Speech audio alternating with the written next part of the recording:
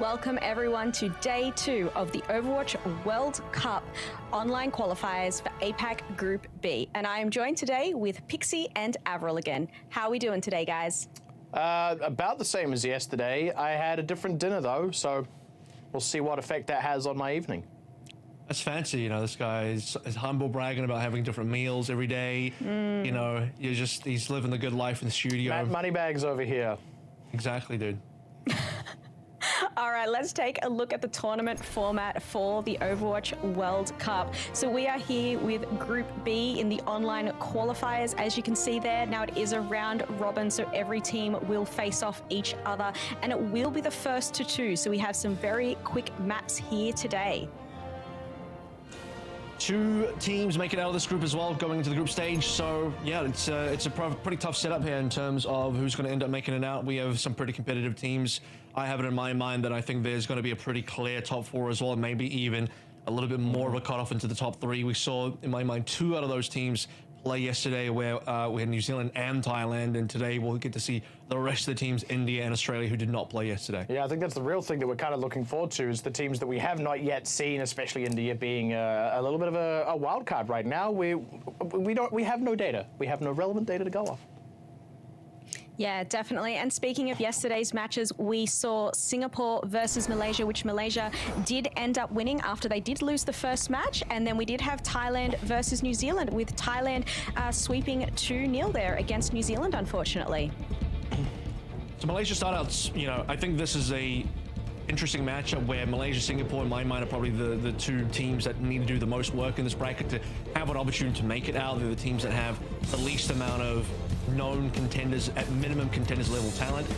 Malaysia was a good surprise to say. Fantasy took out player of the match for the Sigma on Circuit Royale, and was a really good Sigma player, really good tank player. And generally speaking, Malaysia, I don't know if it was a surprise that they beat Singapore, but Singapore started out at least good in the first map. Things slowed down a lot. By the time you got to map 3, which was this new Queen Street, it was incredibly one-sided. Malaysia nearly capped out the full entire map. And interesting that you highlighted the tank player there as well, because we noted that in Singapore, they actually have 2 tank players that they subbed in and out during the course of that series between Xenofly and Ashkane. And neither were able to hold a candle to Fantasy. New Zealand, Thailand on his screens now. Bit of a rough run for New Zealand. There's no 2 ways about it.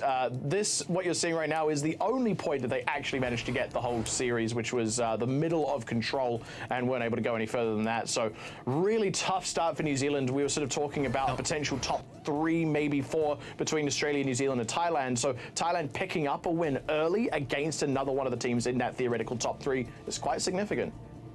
And New Zealand had an okay run on Mbali. They made it competitive. We got to a time bank, but beyond that, unfortunately, New Zealand couldn't take it any further. So here is the current standings. Thailand and Malaysia leading at the top. Thailand at number 1 for now, having the better map record. And Australia, India in the middle, having yet to play, but they will be joining our leaderboard today.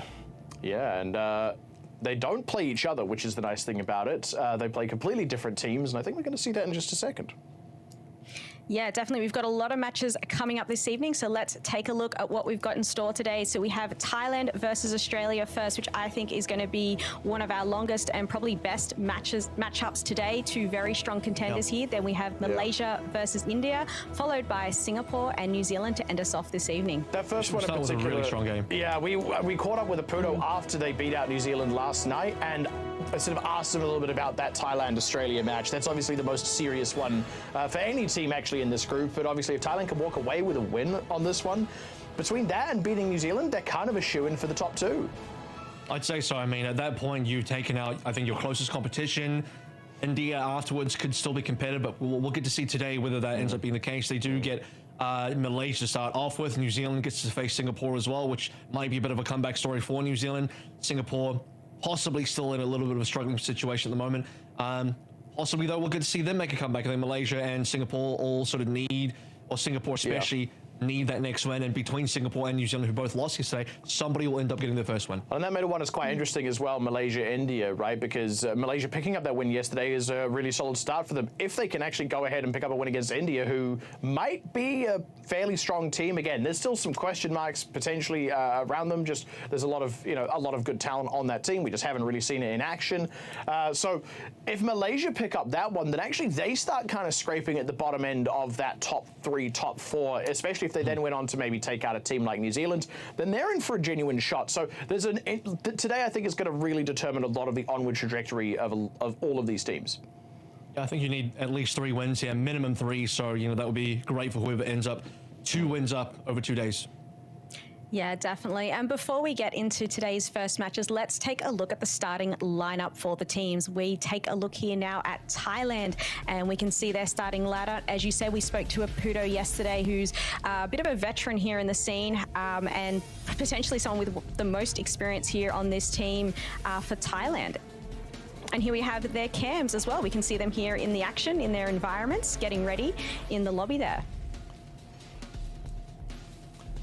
For me, beyond just the Apudo, High Vision had a really good performance yesterday. The Silent team, I think, has a lot of potential. Again, most predominantly made up of members of Kraken Esports, who did win contenders most recently in Summer Series for APAC. So, I mean, this is a very strong-looking team that, if anyone caught up with APAC Group A as well, Japan, who is basically the entirety of Team Varel, who came second in contenders, also looked pretty decent in that group as well. So, I think it's just clear that teams that have majority contenders players, some Overwatch League players, and known talent are going to be the teams to watch out for, which is why Thailand sort of rises at the top of the list. Yeah, as is always going to be the way, right? And that's kind of satisfying to see as well. I sort of touched on it yesterday, but Thailand is one of those teams where even across previous World Cups, they've kind of brushed at it. That's where we've got a lot of our first international exposure to some of those names like Apudo or more notably Patapan.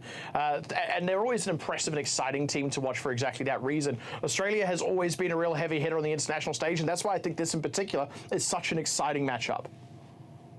Yeah, definitely. And let's take a look at that Australia lineup here, starting us off today. And you'll notice that we do actually have Punk here starting out as the tank. So as many might know, Punk actually plays in the Overwatch League. So, strong in-game lead and in-game tank there to start you off. And we do have some big other players here. Quinn, Nanda, Bertlog, and Aki all play in contenders in Australia and have done very well. It was mentioned earlier, actually it was mentioned to me off cast as a bit of a reminder that Bertlog, I believe, Avril, you said, has won 7 contenders so far? Yeah, Bertlog is now on number 7 for the amount of contenders championships he's got. So Team Australia is made up of, obviously, the most notable name on this team is Punk, who currently plays for Vancouver Titans. Vancouver Titans this year is currently having a pretty decent run as well. So Punk is in form. Strong player. The only down point here is that he will be playing on still in Vancouver. So potential to see Kuffer still come in. I think Kuffer will be looking strong with his main tanks. Kuffer, who's been playing on a bunch of NA teams timeless. He was in the Pro-Am as well. A lot of power on this team. The entire DPS lineup compromises the Ground Zero squad as well, who most recently came 3rd in Contenders Australia. So possibly not the result they wanted, but still a very, very strong team. And Nanda in particular, who is going to be, I think, a menace in the skies. He's a very well-known fire player, and I think that will be brought to bear today. Yeah, definitely. All right, so we're going to take a look at our starting map today, which is going to be, of course, a control. Starting off with Ilios, like we did yesterday. A good fair map to start off, some would say. And yeah. Control map's always a good one to start with. And obviously, same format as well, so first to 2. Not a lot of room for error. Yesterday, we actually saw our first hybrid map, which is the only game mode where a draw is possible. So usually we're going to see 2-1, 2-0. We're probably not going to see any draws in the middle there. And the reason I bring that up,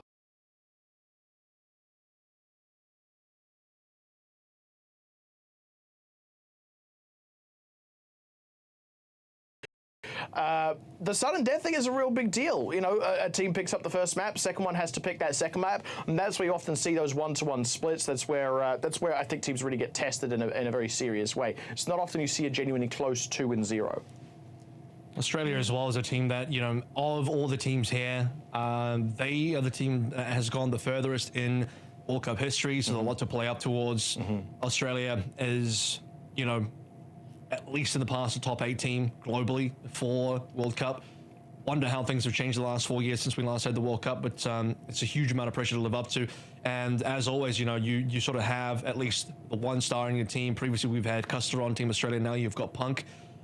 Starting out on Ilios to speak towards today's match as well. This is a really strong map to begin on for someone like Nando. We talked about a little already the hero pool to look forward to, and both the Echo and the Fire, but specifically the Fire for Nando, I think is going to be pivotal for Team Australia and something that's going to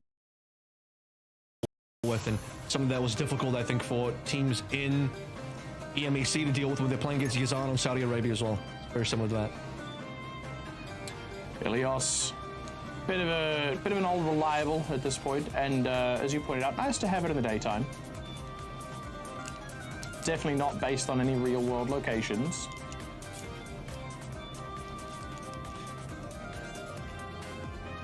All right. Well, Ilios yesterday went 2-1. So I mean, we had some decent back and forth between Singapore and Malaysia on Ilios today. It's one of those maps, right, where yesterday. My name is not Matt Corral, by the way. It's Matt Carroll. Underwater version. Underwater version is that what that was? Please don't talk about things that are underwater right now. Tempt me not. But as I was sort of saying, Ilios is interesting because the submaps are fairly different to one another. Ruins especially is quite different to the other two, and that's where you'll often see just that little bit of extra. I think that's why it's one of those control maps that so frequently goes 2-1 rather than a 2-0. Righty. Well, Ace already hovering over the Echo. I think a minimum on Lighthouse to be looking towards an Echo. When thinking about his counter, starting on the Ash. As a reminder, Nami is also on this roster, and maybe at least somewhat surprised that Nami isn't starting. I think part of the reason is they value Quinn and his potential on the Sombra, on the Tracer. Birdlog's already on the fire, on the Mercy, which means Nando will be swapping over towards the Fire. That would be one of the only reasons you would run the Mercy. However, Pudo's also going to be matching on the other side. A little bit of pocketing towards Ace. Done their homework. Certainly know they want to take down Nando. This is one of the ways. Getting that aerial superiority will be so critical. And I feel like it's very apt that someone called Ace is on a flying hero. Pudo and Bertlog both, but targets there. Calvin's going to be D-Max super early. That's so rough. Punk, meanwhile, completely fine despite the slight bit of anti-heal on him. Now no Calvin means Punk can just kind of sit pretty on that point. They don't need that extra bit of aerial superiority now. They've got the ground game in their command. This is also one of those maps where you get to start Punk on his best hero as well. A lot of connection onto Pally there, completely annihilated. I don't think Thailand have so far yet to get a kill. They're being routed. At this point, it will be an extended team wipe. I mean, High Vision's the only one that didn't end up going down in that. At least High Vision does trade his own life, but everyone on Thailand has gone down. And I mean, even then, Bertlog getting the res onto Quinn anyway, so it's sort of erased that little bit of progress that Thailand did get. As soon as Pally got found out, things just kind of unraveled for Thailand there. A rack of kills that I don't think they were expecting to have to suffer. So that's really dragged out their respawn and reset time. It even starts before then because you had Calvin going down first, and now Ace might end up falling. Trying to turn around, some good pocketing there. Calvin coming to save the Matrix. And he's down already. Dynamite burning him out, and Thailand one man down to begin with. Going in for the raise, but Apudo trades his own life for it. Ace is really going to pay that one back. They do find Bertlog though, so this is a real opportunity for Ace against Nanda. Has that opportunity to get the aerial superiority, finds it. Punk D-Mags does self-destruct the reset. That Calvin's going to got his own self-destruct, by the way, as Ace trying to reel around towards the point. Manages to finish off Punk just before the remake. Beautiful work by Calvin with the help of Ace, and now getting the point off Australia. Pretty clean engagement all up, despite losing Apudo early. A good trade on Bertlog works out. Well, they lose Ace early, but the res ends up being paid off. I mean, that's exactly what you need. Ace back in the mix. With Bertlog being forced away, Ace just gets a bunch of kills, Nanda included. Punk not allowed to remake there. Some extra damage from the sticky bombs, despite not getting the assist in the kill feed. Ace was definitely part of that kill. So, one sacrificial res from Pudo doing plenty of work, and speaking of that, Ace put a lid on top of Nanda. Yeah, Nanda having to really take a breather there. Nope. That's the beam to finish him off. Really nice work. Once again, Thailand man advantage with the Valkyrie running now as well. Pudo has just had that run out. Bertlog has his own Valkyrie still running. Bob v Bob on the point, as on this side, I guess. Punk finding out Pally as well. Trading back and forth as Calvin going to go for a self-destruct to reset the mech. They get the res off on Pally. Calvin will not be able to remech. Ace slept during that duplicate, so not really with any ability to get the, what am I trying to say? There's a rocket barrage happening to find his high vision. That's far more important than Ace's ultimate being used for now. Apuda going down. Australia clawing that one back despite a hot start for Thailand. They're still coming against this. The nano boost is on Ace. They aren't able to keep him alive long enough to even finish off Punk, who is dangerously low. Yeah, 1 HP there. Nearly got Demon. Would have been forced to use the self-destruct. And still flying true. He's okay for now. Not enough long-range damage. Not enough to pressure him down. Australia holding on to point. Looking for that first 99. Oh, not a lot to use here for either side. Most of the ultimates to speak of got used in the previous fight, so this one's going to be pretty dry. Punk with a second life, as we already mentioned. Final fight now. It's going to be coming through on neutral to pick some damage. Look at Quinn and Nanda for... Oh!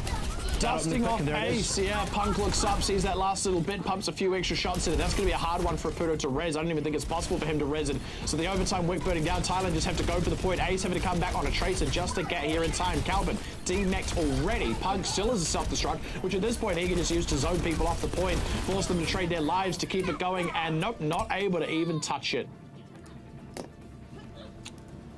Not bad though in terms of Thailand's offense. 61%. Kept it a little bit close there. You had some interesting moments where Ace, again, had some pretty heroic plays after being raised by Apuda, but outside of that, Australia dominated the neutral gameplay. Nanda's Farah still kept really clean, stayed alive for basically the entire game. The early part of that round was very Australia dominated. The back end as well, look over towards the final fight. First pick coming up from Quinn. Easy cleanup 5v4 from there. Not a lot left to use from either team, but Australia held the point and they got the opening pick. That was at least reasonably competitive. Thailand were picking up some decent picks and converting some reasonable fights, but Australia quite consistently edging them out. We'll have to see if that continues. And Nanda has opted to completely abandon the Pharaoh. It's going to be a Torbjorn. Just Lucio Moya with a Torb instead. It's a little bit rare, and Ace will take care of him. So Nanda might look to swap over to something a little bit more...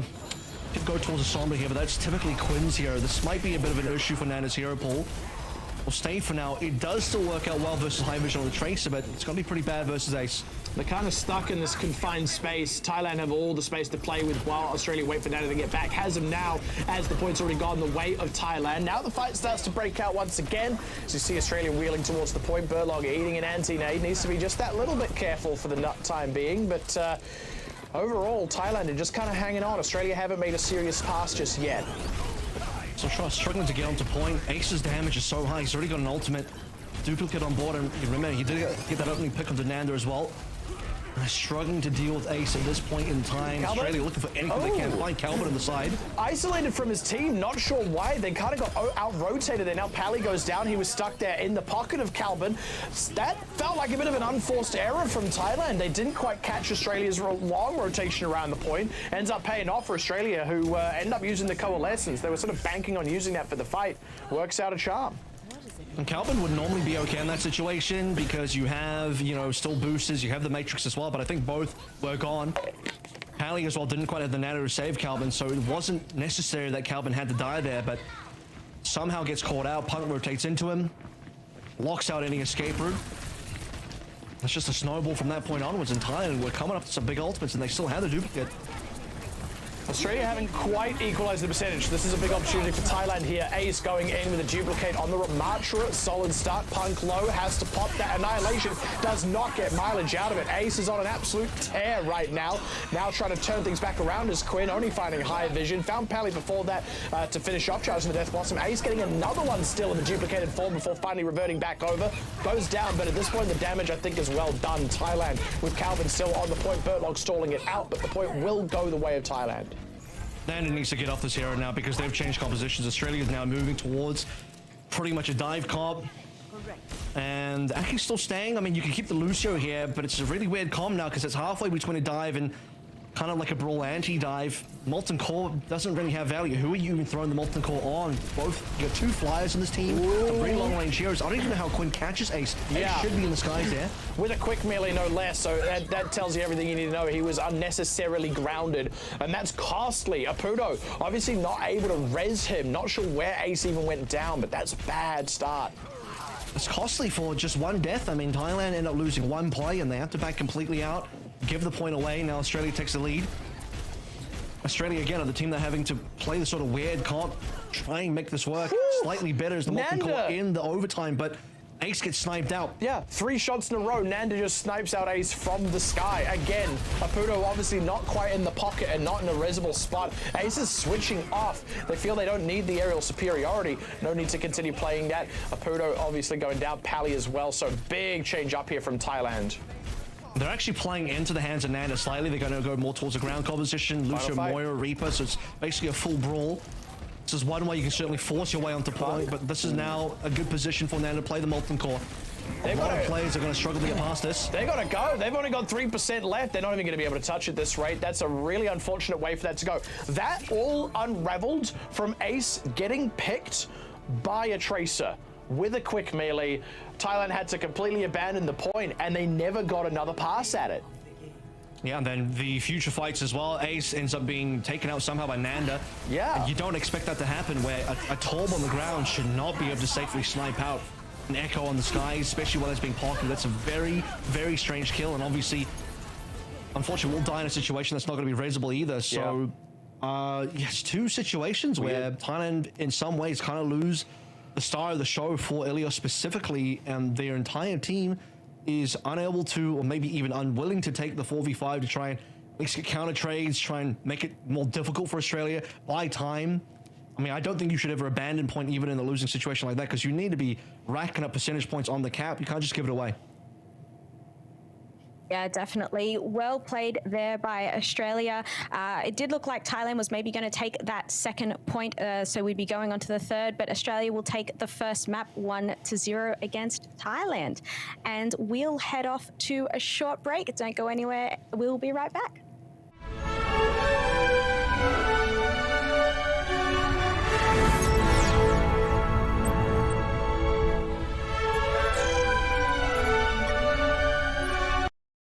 You asked, we listened. The McFeast is back in all its beefy, salady, saucy glory. Value means more at Macca's, so grab a McFeast lunch deal now for only $5.95.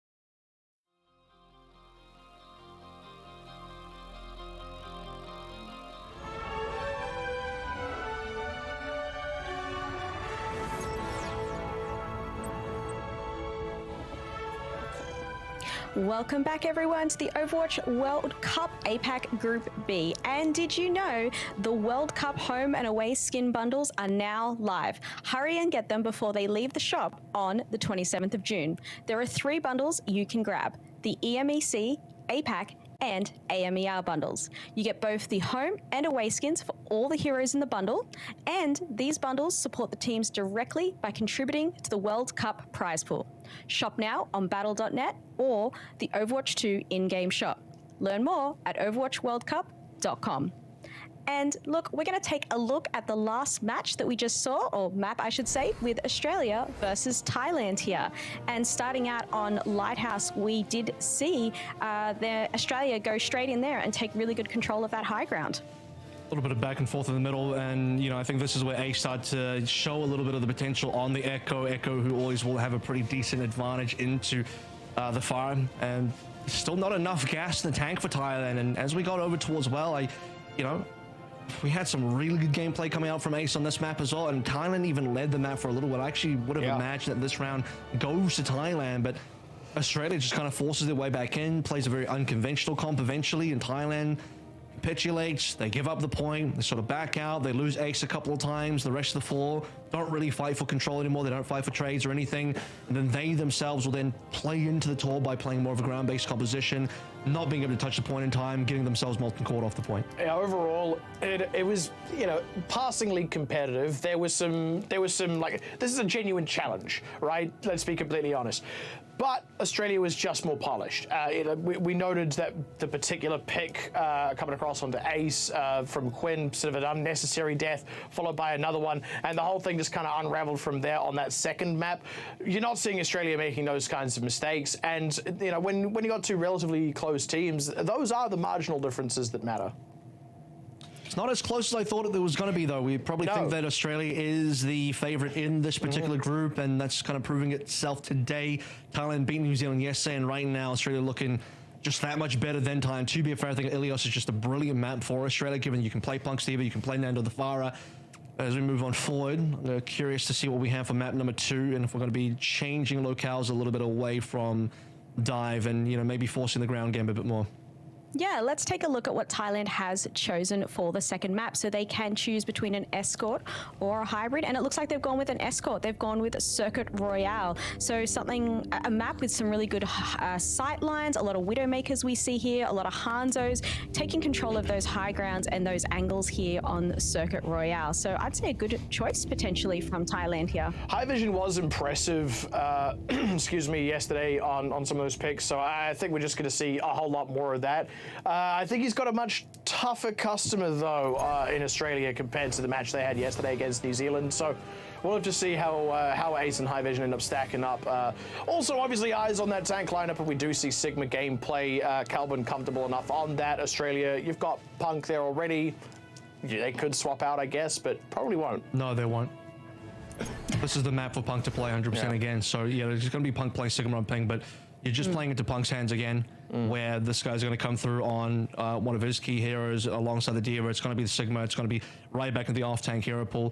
And you have a situation where I think Nami probably gets subbed in here. I'd be surprised if he doesn't, because this is a heavily, as Steph mentioned, a sniper-dominated map. It's going to be Hanzo and Widowmaker, if not the Sojin, into play. So Nanda goes out, Quinn and Nami will play in. Nami will play that Widowmaker. Quinn most likely then pops over towards the Sojin, which is one of his comfort heroes. And then we have the pretty standard Sigma double long range, double flex support on the back end as well, which they have another flex support on Team Australia? I don't actually think they do. So they have to just make do with, I think, Aki and Bertlog together, because they actually have 2 main supports with Atlas and Bertlog, so they didn't pick up a second flex support. That'll be the bed they lie in, though. So let's see if Bertlog can play some flex supports today. I believe. Well, sorry, Pixie. No, you believe? End of sentence. I simply believe in Bertlog. Pixie believes in Bertlog. Well, I am glad to hear that. Look, let's head on in to Circuit Royale. And as Pixie believes in Bertlog, we believe in the McDonald's McFeast, as the McFeast is back in all its beefy, salady, saucy glory. Value means more at Macca's. And I'll hand it over to Pixie and Avril for Circuit Royale.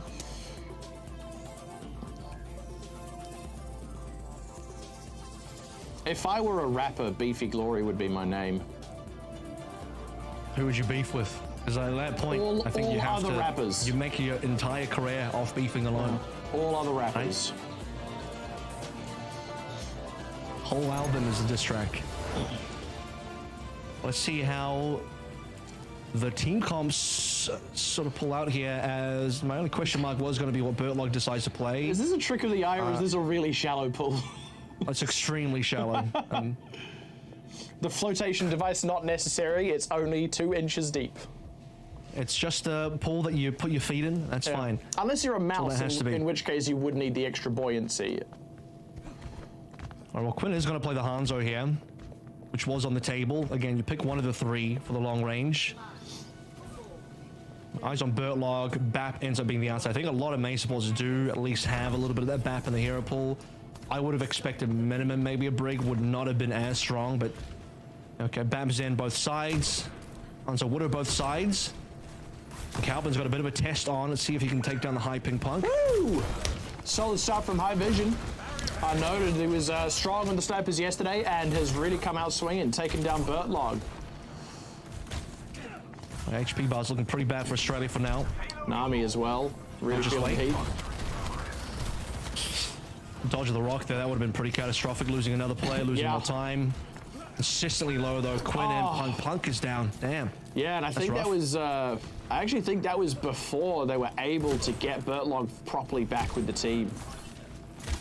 Well, it hurts losing a BAP early as well, because now you're going to be behind a Pudo. Pudo should be a lot further ahead than this, but I guess Thailand just hasn't taken that much damage. Actually, he's not going to be able to heal everyone by himself as his end.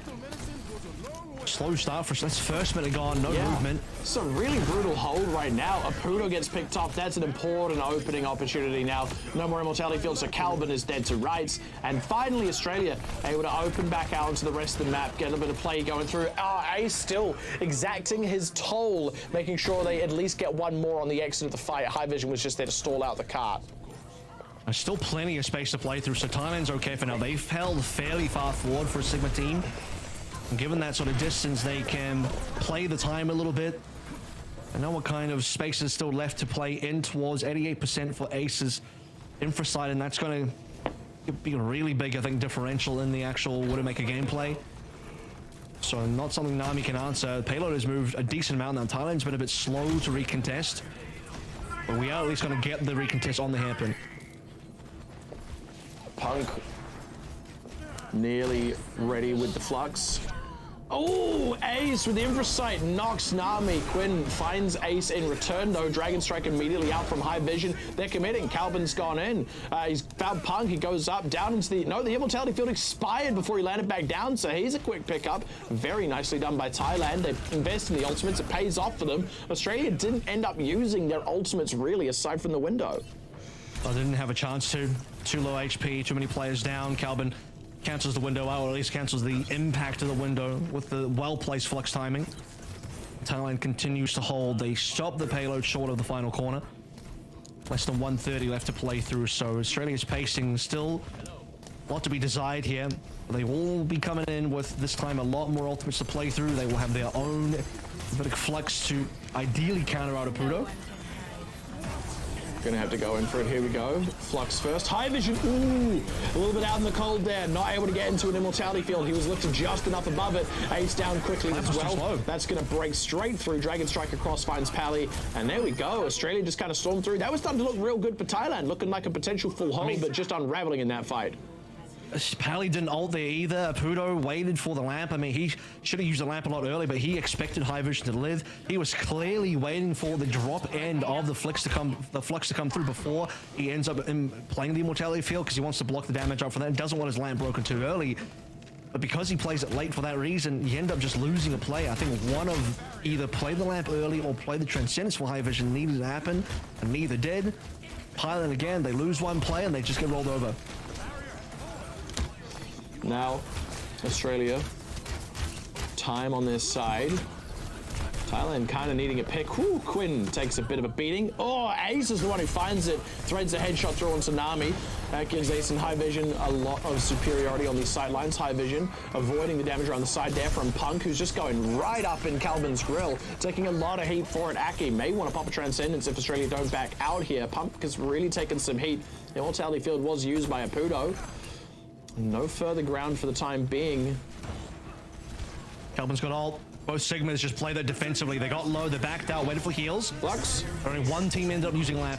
Immediate Transcendence from Aki, very nicely done. And that Immortality Field will be back off cooldown now for Apudo. Pally goes down. Oh, excuse me, what a find there with the Storm Arrows. Trade back, further damage rather onto Calvin, and it just kind of comes apart at the seams. Thailand not finding anything in that fight. And because Thailand had to back out a little bit in the Sigma trade, they couldn't hold the payload. Punk got extra push on for Australia. And with that, they're going to be able to win this fight and instantly cap out. So no further contest from Thailand. What a shot from Quinn onto Pally to deny the Transcendence, which would have been important in that play, especially given that Bertlog pulls in with the amplification matrix, and Calvin instantly just gets the lead. That would have been the time for the Transcendence to come on through to save Calvin's life. Thailand end up losing the rest of B. And not a lot of defense, I've got to say.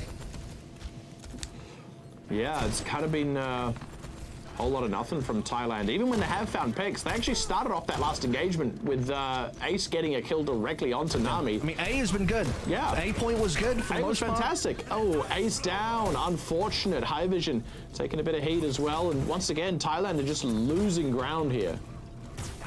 A lot of free push for Punk at the moment. Notably, Australia isn't currently going outdoors. They're not going coast so far. Thailand wants to challenge from that angle. Going around the corner for a Flux, there is Punk moving back towards the cart. Bit of an awkward brawl through this corner. Bit of a wasted ultimate. It was a Dragon Strike as well from High Vision. Now Quinn will commit hits and burns down Calvin. Devastating blow there. Trades coming back through, continuing to favor Australia, even in losing the support lineup here. Punk is still nice and healthy. They're getting just a little bit of free push. So contested now, obviously, but Thailand will be able to muster another defense here. Australia, having lost those supports, will need to back away from this. Oh, goodness. They can't fight much longer, so they can only get a little bit more push if possible, but Apudo drops down. He's got the extra healing. And even though Punk had okay HP, none of that can be healed up, and at minimum, Australia ends up being pushed away. And I don't know about this insight from Nami either. This ends up being used very late as their team was losing the fight. But now, because Australia don't have actually the numbers to push forward, it was a solo infrasight where Thailand gets to hide away. They don't have to contest. The Widow's not going to be pushing payload. So it's an infrasight gone to the wind. Nami should probably think about getting off the Widowmaker here anyway. This is not the best location anymore for the Widow. You can sort of force it, but Ace and High Vision now playing the Tracer Hanzo combination instead. Ace was getting buffeted about for a hot second there, but otherwise fine. Trying to continue contesting this payload without it costing him his life. But nope, there it is. They're able to find the extra shots to confirm the kill. Thailand now one man down. Calvin having to hold down the fort. Not able to sit in the Immortality Field. Had to back out of it. Was getting pressured forward too much from Australia. Now Quinn down on the Aussie side of things. Both Immortality Fields used. Flux does not quite catch Aki. Does still catch Punk, and he goes down for his trouble. Bertlog as well to follow. It's looking like this is going to be where Thailand draw their line in the sand. 30 seconds left on the clock. Australia get one last pass in it, and it's going to be a bit rushed. Let's see if Nami goes over towards anything different here. Probably not, because Quinn's already taken the Tracer away. It's Australia. They're going to run back at it with the exact same composition. Thailand looking good towards 3 big ultimates. Transcendence, most important of which. Dragon Strike also in the OT, extremely powerful. It's going to come down to Punk and Bertlog. Not a lot of good positions, I think, too, and you're going to have to try and play through the matrix just off the lane. Nami picked out, unfortunately, by the Dragon Strike from High Vision, and you also saw that that Flux get used from Punk on Calvin to no effect. They've traded tanks, now Bertlog down, Aki dropped. That's going to be the total length of distance for Australia. So nice defense at the end there where it counted most, but I have to say Thailand did give a lot of ground away. Yeah, they eventually recovered onto C. I think this is where you just start to see the Widowmaker fall off in terms of usefulness. Some critical fights in that final lane as well, where double supports down for Australia ended up being, I think, the nail in the coffin. They only would have had 30 seconds remaining. That's exactly what they had to play through. difficult to find a final push. You need a lot of value on the Flux, you need a lot of value on the end matrix, and fortunately neither was going to end up being the case. I mean, you would have had a lot more value on the Flux if you already had pushed the payload towards the end, force the final contest and just Flux enemies off the payload. Dragon Strike, as I mentioned in the final hour as well, is a difference maker. Anybody who has to end up touching payload has to get off, and Thailand just dig their heels and comfortably on C, I think. They're attacking half now, Thailand. Obviously, this is sudden death for them. They have dropped that early map to Australia. They got a defense, which means if they can cap the map out, they're still in for a chance in this series. But that's a solid if as it stands. Australia have looked great. They're not going to give up ground easily. The full map. It's a bit of a tall order. Thailand had a good defense on A, struggled to defend on B. On the attacking end, actually going to go and forego the Widow entirely, so was already going to be fairly Nami favored on the Widowmaker battle, given that he's on the defensive side now, but Ace will not even play into it. I think for the opening point, this could end up being a mistake. The opening lane here, this big straight, extremely difficult to play into a Widowmaker. Wants the Sojourn with those rail shots.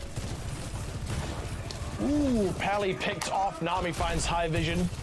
Early clock on for Australia. And Ace is going to go down here as well. Bit of a slow bleeder for Thailand as they wait for some respawns. You can only hide behind a shield of Calvin for so long. And they just can't challenge the long sightlines as well, playing the Sojourn with the Hanzo version. I think you do need the Widowmaker once again. Backline is going to start pulling away in terms of ult charge for Australia here as well. Puto is still leading. Actually, quite a bit further behind. Calvin in a lot of trouble here. Big immortality field used already. Ace not able to benefit from it. And there we go. Calvin still goes down as soon as that immortality field expires. Just too much pressure. And as you rightly point out, Ace and High Vision are just struggling to make headway here. They're desperately fishing for a pick. They actually do find one. They managed to get the railgun shot across onto Nami. That opens things up with the respawn coming in from Calvin. Ace trying to push on forward. They've got the cart movement. Now they're going to get around this corner. And the first ultimates, Thailand's getting kind of close, but Punk is that much further ahead than Calvin. So Australia have a pressure valve to release. Immortality field is down as well. Want to move up forward, but Calvin is just so far up at the moment. He's taking a bunch of damage. Yeah, it's a freebie. Like I said, immortality field was used earlier by Aputo, so that's off the table. They at least find Bertlog, so no window. Aputo has deployed his, but without that tank, they're sort of trying to force it without frontline, but they find, Nami, what a great catch. That keeps Thailand in it. Now as Calvin looks to come in to respawn, Dragon Strike across from Quinn, everyone's able to avoid it quite easily. In the side room, Ace controls that. Quinn peeks around looking for something. Now Punk goes down. Ace, unbelievably on a tear with that overclock. Now finding Pally towards the end. And there we go. Nicely done. Despite being 1-0 down, I think Ace might be the player of the match so far in terms of just the raw impact. We saw on the Echo, now on the Sojourn. Outsnipes Nami long range of the rails. That was what put Australia behind in the first place on A, and then continues forward. The amount of rails coming on through, the overclock to finish things off and get the cap. It wasn't guaranteed that Thailand were going to be able to get the cap either, because Australia had more to play through. Double support ultimates coming online. Ooh, Calvin. Big push up here from Thailand. It'll be Calvin's time finally to use the Flux. Dragon Strike across to split the team first, and here we go. It's Flux time. Doesn't have a lot at his back. Trying to wait out the bulk of that Transcendence. They found Quinn. That's a free pick. Bertlog dying to the very back end of that Dragon Strike. That was used a while ago already by High Vision, but they managed to get the work done. Calvin dangerously low. Finally goes down, but they trade it for Punk. So Thailand still getting pretty good push. It's not totally free push, but it's the next best thing. Well, Punk is going to end up returning before Calvin, so that is a huge issue for Thailand. It doesn't mean that Thailand probably have to give up this angle. Unlikely to be able to actually get this cap. Yeah, Australia just too close. They should be able to run for it. Going for it now. If they lose too many members, they got to touch with the lamp. They do, and it works out, but they immediately trade Aki, and now Thailand, they want to force the issue. Pally pops Transcendence, they're trying to find more. Losing Ace, though, that's really bad for them. They only have High Vision putting out the damage. They lose him as well. And Thailand, they had a bit of an opportunity there. Doesn't quite pay off. They finally pick up Punk, though. They might still try and take something here. If Quinn goes down, there he is. That's going to get the card over the line, despite losing both DPSs. Thailand are actually still able to get the fight done as soon as they had Punk out of the way. Well, they just managed to out-damage Punk's healing, and it was Bertlog alone trying to get the heals, and maybe he was on a reload. Aki Dead couldn't put the harmony on. They already used the lamp early. Remember, they had to touch off the supports using the lamp because Punk was still coming up, and Punk was going to be there before Calvin. That's a guarantee. They couldn't quite touch in time, so sacrificing his support, it's expensive. Ooh, Punk, that was a bit of a nothing flux. Out of no man's land right now. Punk may be in a bit of trouble here, trying to retreat to his healers, trying to route in Calvin to get a bit of a surround on him. May get work out. Indeed, it does. Overextends there, desperately trying to finish off Punk. And they've not really been pushing the car while that's happened as well. They got a fair bit of it, only just getting back to it now. Australia are backing out because they have low health bars, but they can push straight back in, and it's going to be Thailand who have to give up the position. Oh. Losing Ace there does hurt. I don't think Thailand can really continue too much further forward here. They already got a decent amount of ground. Wait for 5. They need to try and play the angle on the window. Again, setting that one up straight in the lane for the final push. Calvin coming up over towards the flux as well. So they got good ultimates online for what could be the final push. Plenty of time to play through, but this is the important push. This is the one where they're going to have the big ultimate advantage, nearly on to 5. Australia about 15% away on at least the supports. They're going to make the long rotation on the high ground. This has been spotted because Nami pulls him for sight. Throwing out a Dragon Strike there, goes Quinn. Doesn't find much with it. Ooh, Ace though still goes down, not able to rotate quickly. They had Transcendence there, but Ace wasn't in it. Punk just kind of threading one through to find that. They're still going to go in for this fight. They've got this, their own Dragon Strike, trying to isolate Punk. Nope, not able to get it. The barrier's able to cover his retreat. He's got the supports at his back. Not too isolated for them. Losing Pally in the main thruster of the fight as well. Look, they get a little bit more car push. They've still got 2.5 minutes on the clock. This is doable for Thailand, but they have to give this one up for now. Yeah. It's not doable in this fight. Quit on the off angle from the window. I mean, Thailand, they're trying to rotate around. Now they want to rotate down to the low ground, into the small room where Punk was in a bit of a 1v1, but that leaves the team open. So Quinn finds the angle, again, through the window where Thailand are pushing the payload, but their tank is all the way in the side room instead. Australia end up holding, so 2 minutes more to hold through. Certainly doable now that they got past that fight. Ooh, early death on Quinn though. That opens the door. We'll have to see how these fluxes work out. Double flux. Punk gets the better end of it in the initial bit, but loses his own life. That's a 2-for-1 favoring Thailand. Losing high vision a bit rough, but Ace is back with the team. Getting a little bit more free push past Bertlog's window as well. Now looking around the side. What can Calvin find? Trying to fish up Aki. They will be able to get him. Does not use Transcendence, and it could start to come apart. Quinn goes down. The wheels are coming off for Australia on this last stretch of the defense. 1.5 minutes still on the clock as they deal with Nami and Bertlog both. Punk, Dean Megs came back out in the Diva, immediately loses his life, and look at that. Thailand keeping the series competitive. They pick up Circuit Royale, their own map pick, and we tie up 1-1. Wow, falls away at the seams, and you're right. Where was that Transcendence from Aki? Just gets dived upon. He's low HP. Ace is about to fly into his face. Doesn't end up using the ultimate. Punk goes down, swaps back on the Diva. They try to hold that. Look, it was going to be a long hold because 3 minutes, I think, on the C. Really fast A and B push ultimately by time. They struggled on the A again. I think the lack of the Widowmaker was a problem, but Ace comes through on the Sojourn and does an extremely good job. Outsnipes Nami on the Sojourn with the rail on a couple times, and then the overclock to finish off the A point. Then you have the Sigma trades on B, which ultimately, despite Punk making it back earlier, just not quite in time to let your tank be the one to go for the touch. You had to play the supports, or at least the DPS, as somebody else had to touch instead. You end up losing that play. You end up losing the Sigma battle once Calvin actually does come in, giving Thailand a ton of time to play through for the C point push, and eventually they'll be able to use that time to finish the map. I was actually really surprised that Ace didn't play Widowmaker there on their attack, but I think by playing the Sojourn, they actually found some really great off angles and caught Australia out a few times. And look, Thailand did pick that map. They knew what they were doing here.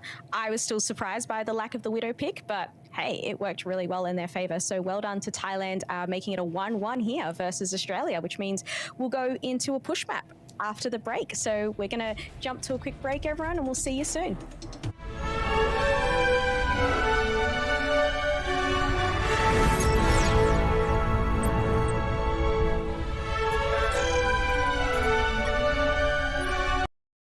You asked, we listened. The McFeast is back in all its beefy, salady, saucy glory.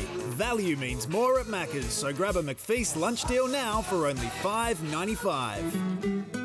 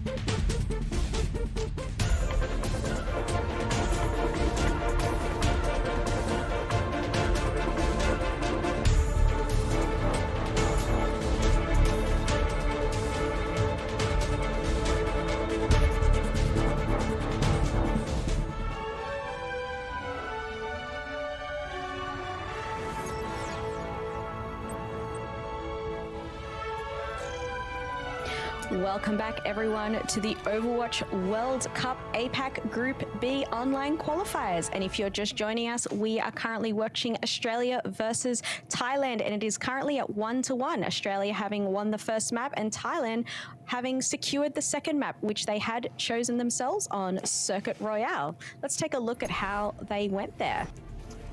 Certainly kept things interesting, being able to pick up a map, and that A defense, we noted at the time, their A defense was really, really good. After that, though, not a whole lot of presence across B, gave up a lot of ground on C. However, they won a couple of critical fights in a row when it counted most, completed a hold quite close to that C point. Australia had about 2 minutes, 2.5 minutes by the time they arrived there, so solid defense by Thailand. And then on their attacking half, as soon as they cleared that initial bit of sight lines, it was just consistent momentum. Australia had some good scraps back, but overall it was just Thailand consistently winning team fights. Thailand really had a comeback in this particular map because Ace's Sojin was something to behold. Even on defense, I think the Widowmaker from Ace was really damn good versus Nami, and I was thinking this could be a really difficult map for Thailand to play through. Now, obviously, they have good reasons to be here. You have to kind of trust in your ability to win that Sigma battle, win on the sniper battle as well. For the most part, I think Punk actually led Calvin, but Calvin held his own, didn't fall down too hard, and then allowed enough space for Ace and High Vision, and especially Ace, to pave the way for Thailand to get this win. Yeah, definitely. And look, we will be going into the decider map here today. It will be a push map that will be decided by Australia, and this will be the map to decide who takes it out against versus Thailand versus Australia. And look, I'm going to be biased. I want Australia to obviously, you know, win this one as an Australian myself. So I'm hoping Australia will take the push map out here today. So unprofessional, just showing your bias outright like that. I can't believe you do that. Yeah, unlike someone from New Zealand stuff. yesterday. Yeah, that was yesterday. That's in the past. It doesn't matter anymore. Anyone could have said anything back then.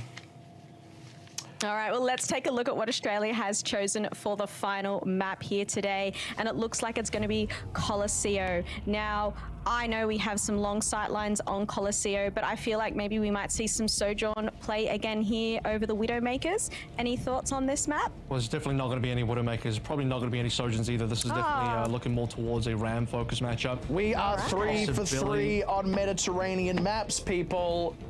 Can you believe it? Possibility of, I think, maybe the Winstons, but with no Cuffer being subbed in, I think that would be a rarity. I certainly won't see it on the Team Australia side of things. So I think you're looking over towards Punk playing either Jungle Queen or Ram here, looking over towards Lucio Morel, maybe Lucio Bap, certainly over towards the Reaper, May style kind of stuff here for probably both teams. And removing Ace from being able to carry on stuff like, you know, the Echo, Widowmaker, and Sojourn, probably the right idea. Yeah, okay, so more of those sort of rush comps. All right, well, let's take a look. I hear the players are already up in the lobby, so let's head on over to lovely Colosseo in Rome, Italy. Take it away, guys. Have you ever been to Rome, Kevin? No, I've never been to Europe, actually. Oh, interesting. I feel like I must have been to Rome. I've been to Italy, and maybe I didn't go to Rome. I went to Florence. Florence was cool. Saw the Leaning Tower of Pisa. I took the hokey tourist photo that everyone is required to take. I was like 6. No, I was younger. I was like 5, 4 or 5. I'm trying to remember. We stayed at a vineyard. What a wasted trip. You won't be able to remember. I distinctly recall we stayed at this vineyard for about a week, and then in the last, actually it was longer, about a week and a half, and then for the last like 2 days we had some other friends of ours in the UK come and join us, and then we left and I continued going to do some other stuff and then went back home. They stayed at the vineyard for like 2 more days afterwards. When I got back, that friend was insistent that they were there longer than us. And I'm like, no, we were there for like a week before you. He's like, no, after you left, we were there for longer than you. We stayed longer. And he just couldn't, his 4-year-old brain couldn't conceive of how time worked and the fact that things occur when he's not around to witness them. I hope he's doing okay in life right now. So witness this, Ace is going to go back over towards Sojourn. He'll force it into play. I mean, it's acceptable. It's going to be the Lucio and result. So Thailand playing, I think, maybe a slightly, I wouldn't call it outdated, but not the most modern Lucio Moira version of the same composition. That allows Australia just to rush forward. Quinn leading the way onto the Reaper. Calvin really feeling the heat. In trouble. Yeah, Pudo working double time to heal him up, having to heal himself up as well while he's at it, and you're seeing that little bit of difference in the healing there. Ace is the one who actually gets picked off. It's Nanda who threads it, and Ace not quite able to get what he wanted out of the Sojourn. Nice trap there onto Calvin, barely surviving, I imagine not for much longer, and if he is, it's going to be in full retreat. Up there we go, finally blasted down by Nanda with the right click. And that's going to do it for this opening scrap. Australia in control, Thailand still taking losses on the retreat.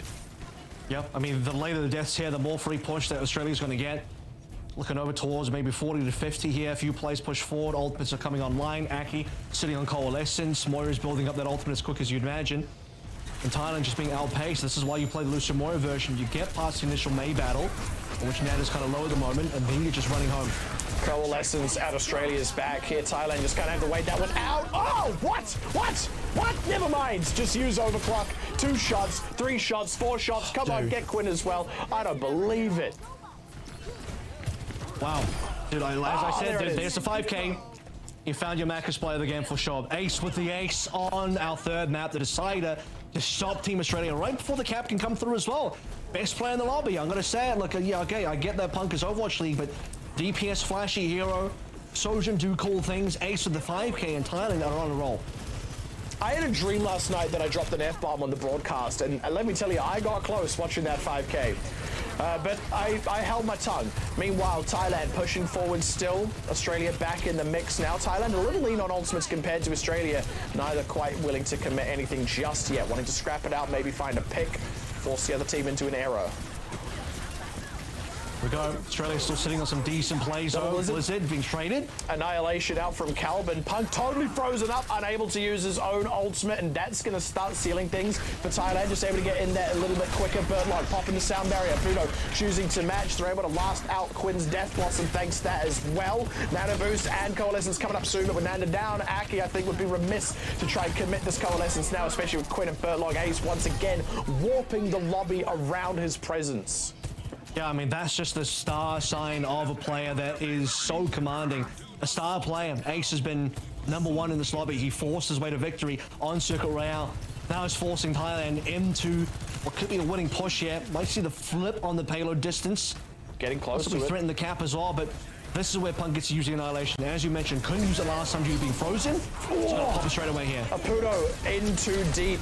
Really quick commit there from Australia. Birdlog just commanding everybody in with the speed boost. They had the Coalescence in the back. Very quick convert there. And that was unfortunate for Thailand. They kind of needed to take a back-to-back win, pull ahead in the distance. Instead, situation is reset. And look, I'm not trying to be funny here, but legitimately, I think Pally might. I think legitimately Pally might have been actually in a good position to boost Yo Pudo there, because he was in trouble. I think if you boost Yo there on purpose, Pudo stays alive, and you might be able to pull back and take another fight, out-rotate the Annihilation. You trade Annihilation for Nano, and I think that's a worthwhile trade for Pally. Once a Pudo goes down, I think the fight starts to go really far south. Even if you Nano Calvin, no guarantee you win. Ace has another overclock though, and we can see brilliant things from him once again. Already around the side, committed with it. Nanda super low, finds Birdlog, that's one. What else is he gonna get? Ooh, he goes down, he's in too deep. Australia, they are ready for it, they react to it. Nemesis, Annihilation rather from Calvin, able to find Punk. They're pulling ahead and numbers just barely. High vision goes Ice Cube just to outlast. Pally down though. They're really struggling to close this last little bit out. They find Quinn though, should be able to dust off Aki, and they will get those respawners in before Australia. Back over towards a situation where they need to try and actually get this flip. Australia fully respawn. Thailand going to pull back a little bit, take another fight in the neutral. Pudo still going to taxi a couple players in. That late death on Pally really costing Thailand on time there. Well, they're not going to be able to take a fight in the open, that's for sure. There's going to be a Blizzard trade in the open. Nano to boot on the backside. He might be able to push things a little bit further towards Australia's advantage with this additional Coalescence, but Nana could also just get the snipe. Yeah, just found that already, and now Thailand have to make some serious decisions about whether or not they're going for this. They've already got Calvin up deep in the mix there, a little bit low. They have to go ahead and commit an Anaboost onto Calvin. Here come the Blizzards now, just skirting around the edges of it. Sightlines directly forward. Punk anti-heal on him, trying to push forward past that barrier. Sound barrier going to be committed from Birdlog for Australia to keep those tanks alive. And he is indeed. Pally's already down. A Pudo not there on the sound barrier still as the fight continues. Calvin super low. Ace down again, and there we go. There's Calvin. Oh my God. Are you kidding me? Two people, unforced error from a Pudo. He just pulls out this. I think he was trying to save the last two members, but everyone just melts in time, and that is not what you want to be dropping the sound barrier. Let the fight go. Hold on to the ultimate for the following fight. You probably end up losing the cap. I mean, you're guaranteed to lose it now, but you would have lost the cap potentially from not using the sound barrier. You would have still an extra sound barrier had you saved it. They tried Annihilation versus Annihilation for this fight with Quinn on the extra Death Blossom. They nearly had a contest there, had to give it up with that Ice Wall blocking the sideline, and now Quinn just charging up into the sidelines, looking to get into the back line with a Death Blossom, has the whole squad in front of him. Beautiful, absolutely beautiful. A 4K from Australia onto Quinn's Death Blossom. Now is going to be the Doom push. This is doubling the distance to Thailand now, and even more looking towards triple digits. Thailand with Ace on the fire. They're really trying to pull through anything extra that they can find. Yeah, sure, Ace is going to find some decent angles on this fire. Not a lot that Australia can do to contest. And That's great, but Australia can also just pull back out. They're going to confirm the 100 and exit the point, but not Punk. He's stuck behind a wall. Oh, that's dangerous. He may yet slip out. Barely gets away. Thanks to that extra bit of defense in the Nemesis form. That's a rocket barrage directly on Punk's face, though. Not going to be able to outlast that one. Not able to go in for the res there is a Puto. Nando rather guarding the body for the time being, but Aki down. That res, that's long since gone, but they've got the extra kills coming through, so Thailand, they need to dust off the last few, and then they'll be able to start pushing by the way, distance back of their own. Ace got that rocket barrage in record time as well. He was getting so much splash damage done. Finds a rocket barrage to even chase Punk through the window, landing onto 2 kills. The only thing that was slow there for Thailand is they struggled to maybe get back control of the payload, so we'll get back to neutral now finally with 2:30 remaining. Time is not looking good. This is also where fire is not good either, and Nanda gets a snipe. Nanda has Ace's number. As soon as I said Ace was warping the lobby around him, Nanda heard me and went, well, I've got to do something about that. Has kept such a lid on this guy for so long. And now once again, Thailand, just as they finally reset to situation neutral, after a minute and a half elapses, they are immediately finding themselves on the losing end of a fight. Yeah, but it's because Ace is on the wrong hero here. He's only playing the fire to, I guess you have some decent opportunities to play the fire in the open space, but you can't win those neutrals. Once fire ends up playing inside the concourse in the midpoint, really low value. So how is Thailand meant to be able to come back into the game when they likely are not going to be able to push past his midpoint again? Nando going cold here. Has himself a Blizzard available. Minute and a half on the clock. This is real do or die for Thailand, and they start off by fighting Quinn. Can Australia start to recover it? They've got the Blizzard deployed. Ace has a rocket barrage, waiting out the Blizzard first. Calvin with the Annihilation running. He's low, he's in trouble. He's in the immortality field, but it's not going to last much longer. Ace is trying to get into the mix here to do some damage. So low, spends his own life, and I don't think that was worth it. Thank goodness Calvin has been able to survive and pick up a chunk of kills with the entire duration of the Annihilation. But even then, they have to wait for Ace to get back in. I don't know how much distance they're going to get off just that. Well, they need, yeah, exactly. Ace is going to have to try and take the shortcut. Not on the fastest hero, though. You got one conk plus to move you along.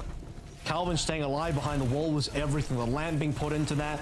Extra annihilation Calvin used to put in the extra armor as well. And yeah, he's in a lot of trouble here. Played that way too close to it. They were expecting Ace sooner than he was able to arrive. Only gets one before going down. Once again, Nanda has his number, has a Puto's number 2.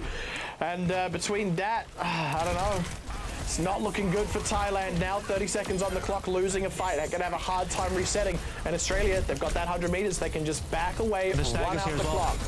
Calvin, at this point, don't push the payload. This is Australia could actually just get off the payload here and force time to come to them, because time is a factor. Actually, the closer you push the payload into Thailand spawn, the more likely, the higher the likelihood they actually touch the payload. But in either case, leave it in the mid. Exactly, get away from the payload. Force Thailand to come towards you. You hold all the ultimates here. 4 out of the 5 ultimates. Thailand have 3. Ace is now towards the Reaper, finally off the fire. All right, well, they're able to at least get to it, but here comes the fight. Ace in first on the Reaper, slowed down Pug, just sitting pretty in the middle of the fight. Here comes Quinn with another big Death Blossom. There's going to be a Blizzard as well. They have no real defensive tools. The rally is nowhere near enough, and that's a freebie for Quinn. Australia absolutely commanding on that final map. Thailand did seriously look good on Circuit Royale, especially on that attacking half, but they do not hold a candle to Australia. Yeah, I think just a more well-rounded veteran team, veteran presence of Punk in the lobby as well. For Team Australia, the team play on the actual Ramatra ball just that much better. It doesn't help that Thailand ended up moving over towards the fires. You get to see the Ace 5K here again, and this is the thing, right? I think for Thailand, it's a lot of individual star power. When I say that specifically, I'm talking about one guy. It's the person you're watching on screen here. You talked about Ace warp in the lobby. That's exactly what he did, but outside of that, outside the soldier, once he shifts away from that hero, goes on towards something that's just not going to bring the same value, like the fire on Colosseo, which is a strange pick to say the least. Nanda's not even going to play the fire then. He is the fire guy. That dude, he's basically Yazan AU. So, yeah, I think it's a weird composition from Thailand, but even then, you know, in general, I think they're just got to be less coordinated on the Ramatra ball. Australia are going to be a little bit more well-rounded on that. Yeah, definitely. And look, I was kind of on the edge of my seat there between Ace and Quinn and just like 4Ks and 5Ks, just like absolute team wipes. It was impressive to watch. It was really fun to watch. I actually thought Thailand had a really good chance there, but it doesn't look like they did. Well played by Australia. They will get a mark up on the leaderboard. And we did, as you said earlier, we expected Australia to be the team that will come out on top overall on the leaderboard, and they've shown us in the first maps today that they're a strong contender here. Yeah, they're the team to beat. There's no two ways about it. Thailand, they have still a good start under their belts, having had that win on the board yesterday against a country that will not be named. So even this loss doesn't have to sting too hard for them. There's still a lot of easy pickings, if you will, in this group for a team like Thailand. I mean, look, if they end up making it out of this group through that top two, you can start asking questions about how far they'll go beyond that, but that's a question for another day. Right now, I think they should still be very pleased with this performance. If Australia hadn't shut them down so consistently on push there, I do actually see a world where Thailand could have evened things up, made it really competitive, possibly even snuck push out from underneath Australia and walked away with the upset themselves.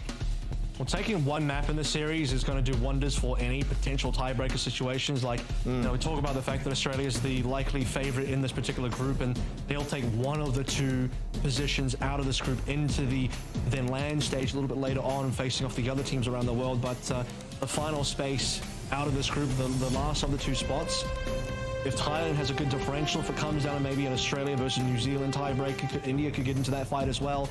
Thailand having lost Australia, but with the map extra, is going to be the bonus that might push them ahead and get them that second spot, because I think they played Australia close here. Winning the map was great. Yeah. Push was a little bit more one-sided.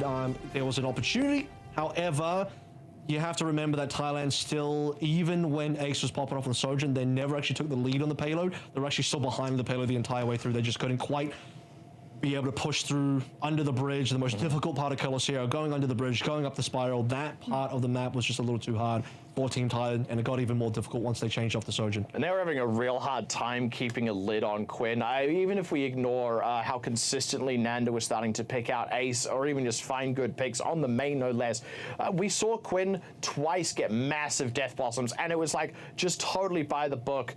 Just shift into the back line, walk up Death Blossom, 3K, 4K, it made it look absolutely easy, right? That's the sort of thing that a team like Thailand, you'd like to feel, should be able to get on top of. Obviously, it's not that cut and dry, right? Quinn is also timing those well and spotting those opportunities. But yeah, just getting such huge, huge value, you know, to the same level of what Ace has been able to get out of some of those overclocks. But when you're getting that far more consistently, you've got Punk in the mix there playing, I mean, just as solidly as he usually does. We highlighted Calvin yesterday as, you know, a bit of a superstar player, but when you stack him up against a player of the caliber of Punk, suddenly he just looks like a regular guy. That's not to discredit him. That's just, again, how good Punk actually is. On the whole, this is no surprise for Australia. Well, congratulations to Australia, winning against Thailand. Look, everyone, we are going to take a short break, and we'll be back with some more Overwatch World Cup action. See you soon.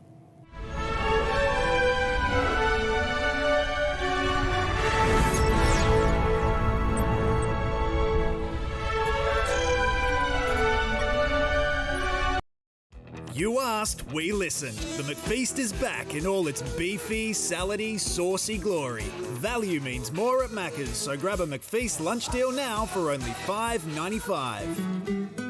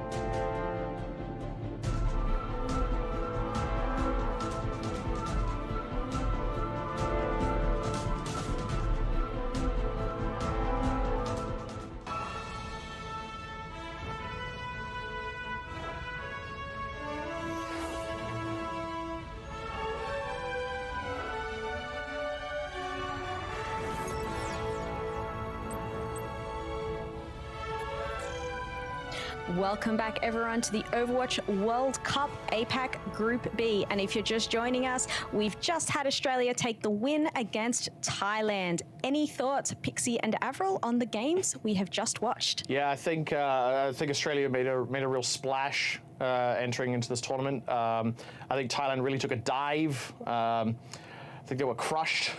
You could say that about their defeat. Yeah, just really feeling under the weather on that entire series for Thailand, which is just unfortunate. You really hate to see something like that happen. So I think it's pretty expected. Australia again comes in as the heavy favorite for this this group, so they should be looking to finish first place in APAC B for sure. And Thailand, I think, proved that they're at least minimum, maybe second place here. A high likelihood of coming in second, fighting for top 3 as a baseline, but high likelihood of maybe in that second spot. And our second matchup for today will be Malaysia versus India. Let's take a look at the breakdown for Team Malaysia as their starting lineup. Obviously, we saw this team yesterday. Oh, Jinx, now you can't talk. Saw this team yesterday and picked up a really critical win against Singapore, we already noted. And that gives them a lot of breathing room.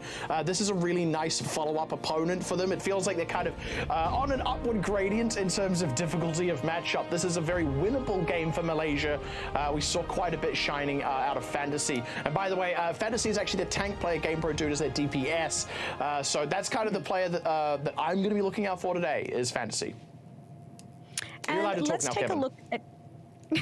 Oh, you have Pixie's permission. Well, I hope you're going to talk, because now we're going to talk about India, and I'd love to hear your thoughts, because you guys were both saying, I think maybe Pixie, you were saying this could be a bit of an underdog here, India coming up. I also would love to hear what Kevin has to say about India. What do you have to say about India? Oh no. I'm not talking. We've lost him. Kevin's commitment to the bit is legendary. Wait, how do we get him out of this? We don't. This is him for the rest of the night. It's just going to be the two of us It's now, going to be Domino. Plummy, Akash, and Iron Man probably taking Malaysia to the ropes. You'd hope anyway. My only concern about India, as I said yesterday, is the fact that the team is basically all in NA at the moment. I think they might have been boot camping. There was potentially they've been boot camping together somewhere like in Vancouver, but there's still the ping is going to be pretty difficult to play on. We'll see if that ends up impacting them. I think this is a team that has a lot of potential, but they'll likely not get tested until they go up against at least like a New Zealand, Australia, Thailand kind of level. Malaysia could still be in trouble here based on that alone. I think when we talk about known factors and known names who have at least played on the contenders level and are ideally active in contenders now, India has some of those players. Malaysia, yeah, kind of, yes and no. A couple players in Fiery Society, as we mentioned, but not amazing performances, sadly. Yeah, not exactly the most high caliber of I mean, as you say, not a top performing team, but again, this is one of those teams where you see those odd little upsets. I mean, we're kind of saying that about both of these teams. They could be a little bit more of a dark horse. You'd probably pin India as you tip them as the favored one on that particular trajectory, but I can see it. I can see Malaysia doing it if they really kind of shape up, and that's why I say this is kind of a nice match for them, because they get a bit of a smooth curve upward. If you are able to just really kind of find your groove, find your mojo, and improve during the course of the tournament, then they've got the breathing room to do that, given that this is their next matchup and they're not like immediately up against Australia or Thailand. Well, let's take a look at the first map they will be fighting off this evening. It will be a control map, and it'll be good old Lijiang Tower. As we saw again yesterday, we'll be starting out here today on this map. Any thoughts you'd like to give on Lijiang Tower, gentlemen? Well, Malaysia played Ilios yesterday, so we didn't get to... we'll see how they play into a map that I think is maybe a little bit more RAM focused, a little bit more brawl focused. We just see some Ryan yesterday as well coming through from New Zealand, not Lijiang. So after a little bit of Lijiang gameplay, even in the past of Lijiang, it's been slightly more geared towards brawl compositions. And for MY, I mean, Malaysia, they played a little bit of the Junker Queen. I think that's been kind of their default into that style. I don't believe Malaysia ended up playing RAM at all yesterday, so if that doesn't happen again, they'll end up playing the Junker Queen once more. What's the lore purpose for Lijiang Tower? What do you reckon? Because there's like the space center, but then there's also a garden, and then the last one is a night market. I'm like, what is that building? I have, to be honest, I haven't thought about it, nor have I looked into enough detail of the Overwatch lore. But look, let's get into Lijiang Tower. Pixie and Avril, take it away. So that spacesuit's got flowers around it. That's like, that seems like it's a significant space detail. Museum, okay? That's, I guess. It's about as far as you need to know. It's a space museum. There's a lot sit in a garden going on this tower. Hopefully, there ideally will be a lot happening on that tower today. There certainly will be. As your first look at Team India, a team that doesn't have a huge history in Overwatch World Cup, and even just looking towards prior performances. I mean, yeah, they played in 2019. Very different team back then. In 2019, I believe they just played in the, you know, preliminary stages. I don't believe they made it to the actual, well, most teams did not make it to the actual end game. India ended up losing against Italy in bracket C, and that's about it. So a new day, a new year. Akash coming through on the Ram, as you'd expect. This is the ideal comp. Fantasy coming through on the Jungle Queen, as we expected. Early scrap up on this high ground. Damage coming out from Pummy. Big immortality field rescuing everyone from India. And they're able to restabilize their health off the back of that. Game Pro Dude and JW3 low. There we go. Game Pro Dude's going to be the first casualty in the bout. Malaysia taking even more damage as India pushed down from the staircase. Clean pickups there and a nice early cap from India. I think to be expected here. We'll see what happens further forward. I don't think Fantasy's going to swap off the Junker Queen, given that didn't really happen yesterday. So see if, okay, well, we're going to get a pause for now as Team India comfortably takes that first point. Really, really nice start. There's not much more that we can say about it. It was just a nice start. What did you have for dinner? It's too early for dinner. I forget, you're like 2 hours behind. Yeah, well, I mean, I had an early dinner because otherwise I'm not getting out of here until like 8 or 9 o'clock, and that's far too late for dinner. So I just went ahead with like a gas station pie, real solid, set me right. That's a workman's lunch, that's what that is. Well, while we are waiting, if you guys don't mind me asking, I'd love to have a chat about, like, we obviously have the Ramacha coming out versus the Junker Queen. Do you think that they'll make the change? Sorry, the other team, do you think they'll change off the Junker Queen? I don't think Fantasy is going to bring the Ram at all today. No need. Well, let's get back into it. Well, there is a need, but he won't be able to play it.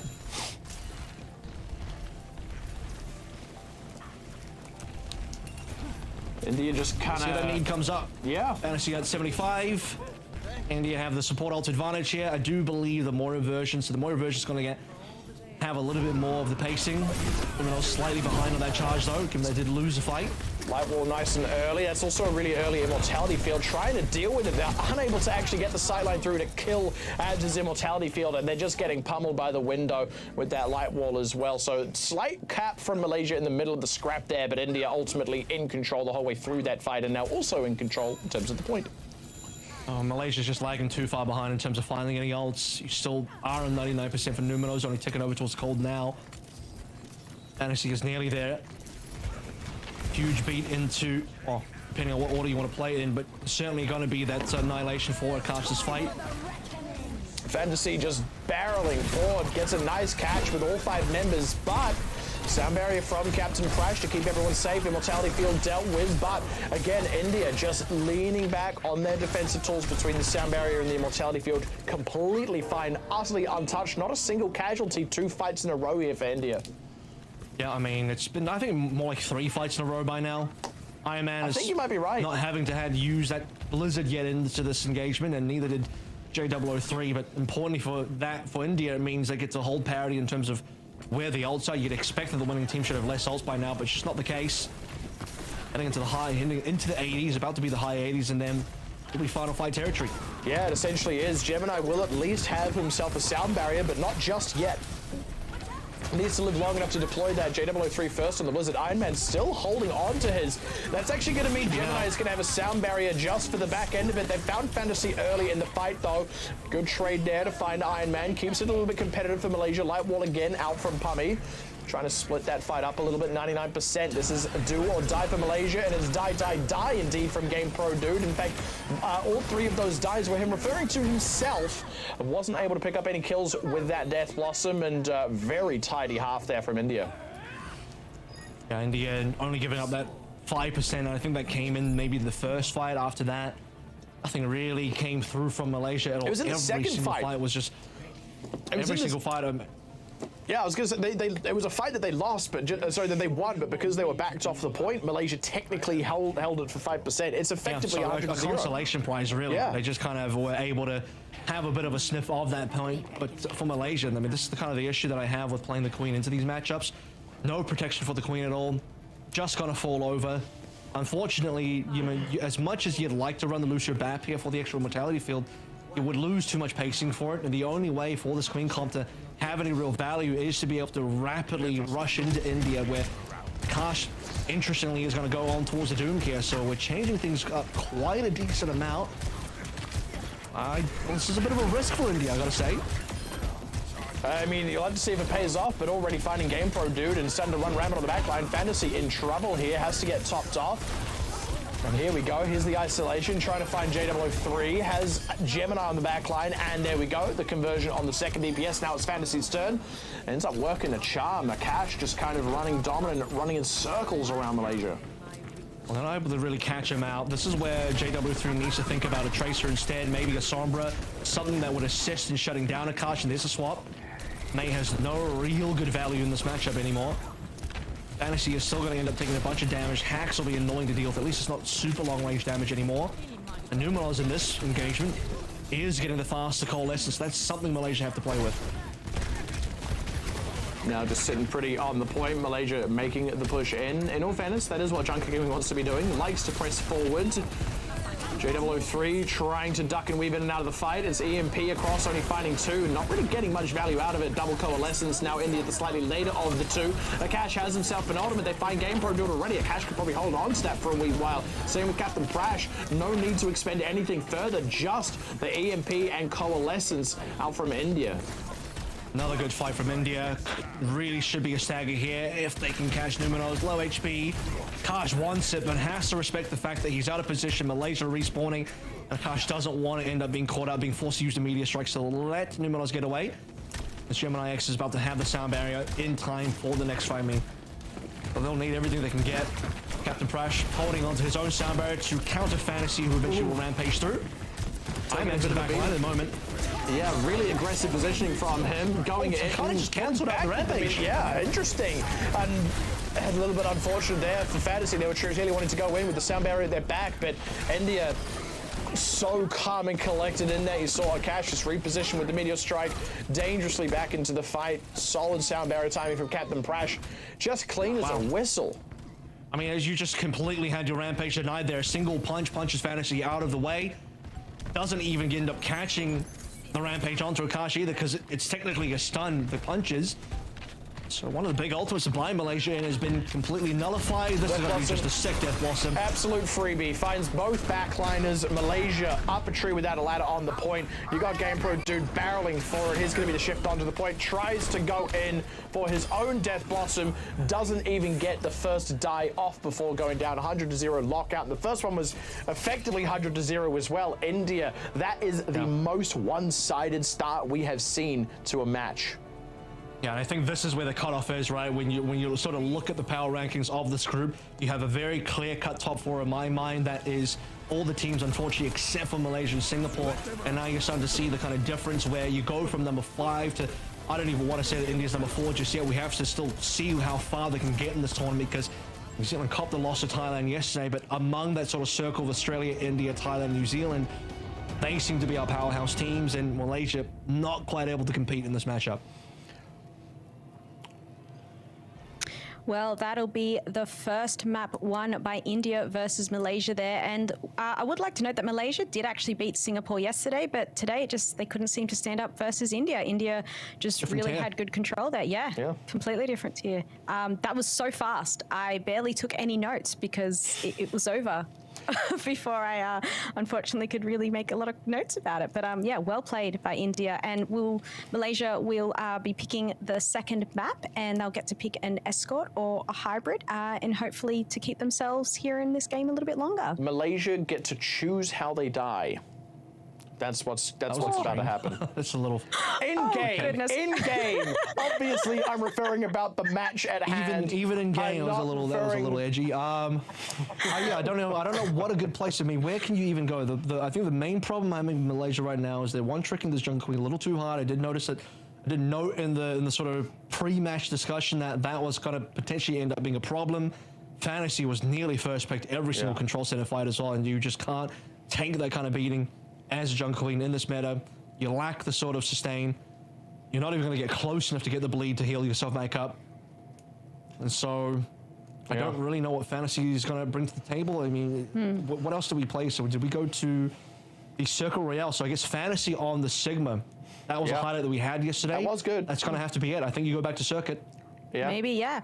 Well, we're going to take a short break. My apologies, everyone. And we'll be right back with India versus Malaysia.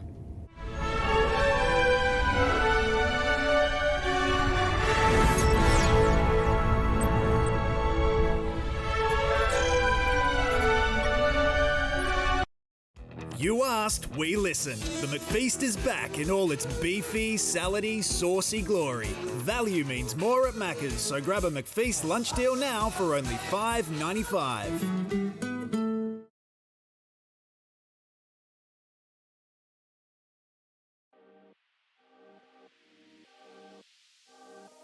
Hey, I'm Riley, also known as Coffer, and I'm the tank and IGL of Team Australia. What sets me apart from other Overwatch players? It'd have to be how much time and how dedicated I am to it. I see a lot of people have like other commitments, and it's fair enough if you're not in tier 1.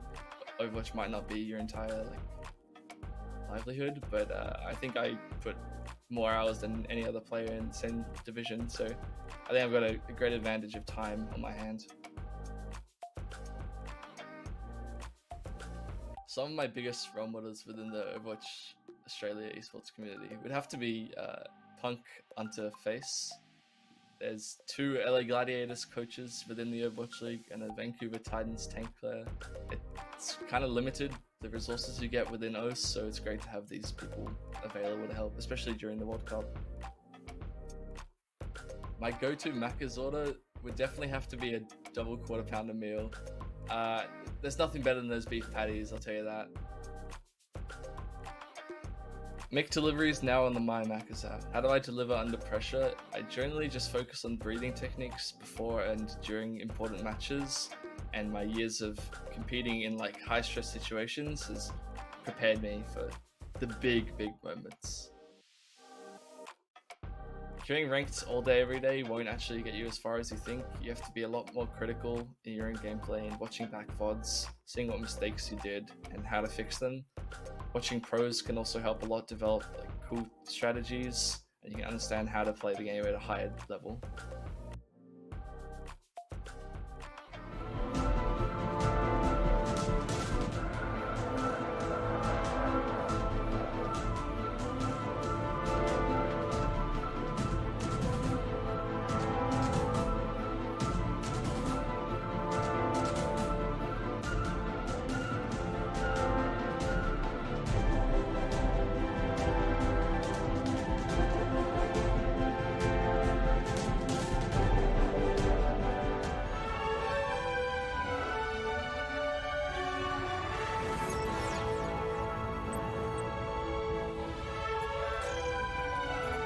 Welcome back, everyone. And India has taken the first map against Malaysia. We are at 1-0. And what are some of your thoughts about the map we just saw there on Control, Pixie and Avril? My thoughts are that Lijiang Tower is probably like a sci-fi style mega structure, you know, like those theoretical, like the whole city is in one building type things, like that, right? So it's like on the ground floor you've got like shopping, and then you've got like apartments, there's like a museum, it's like all in one building, you know? That's my thought.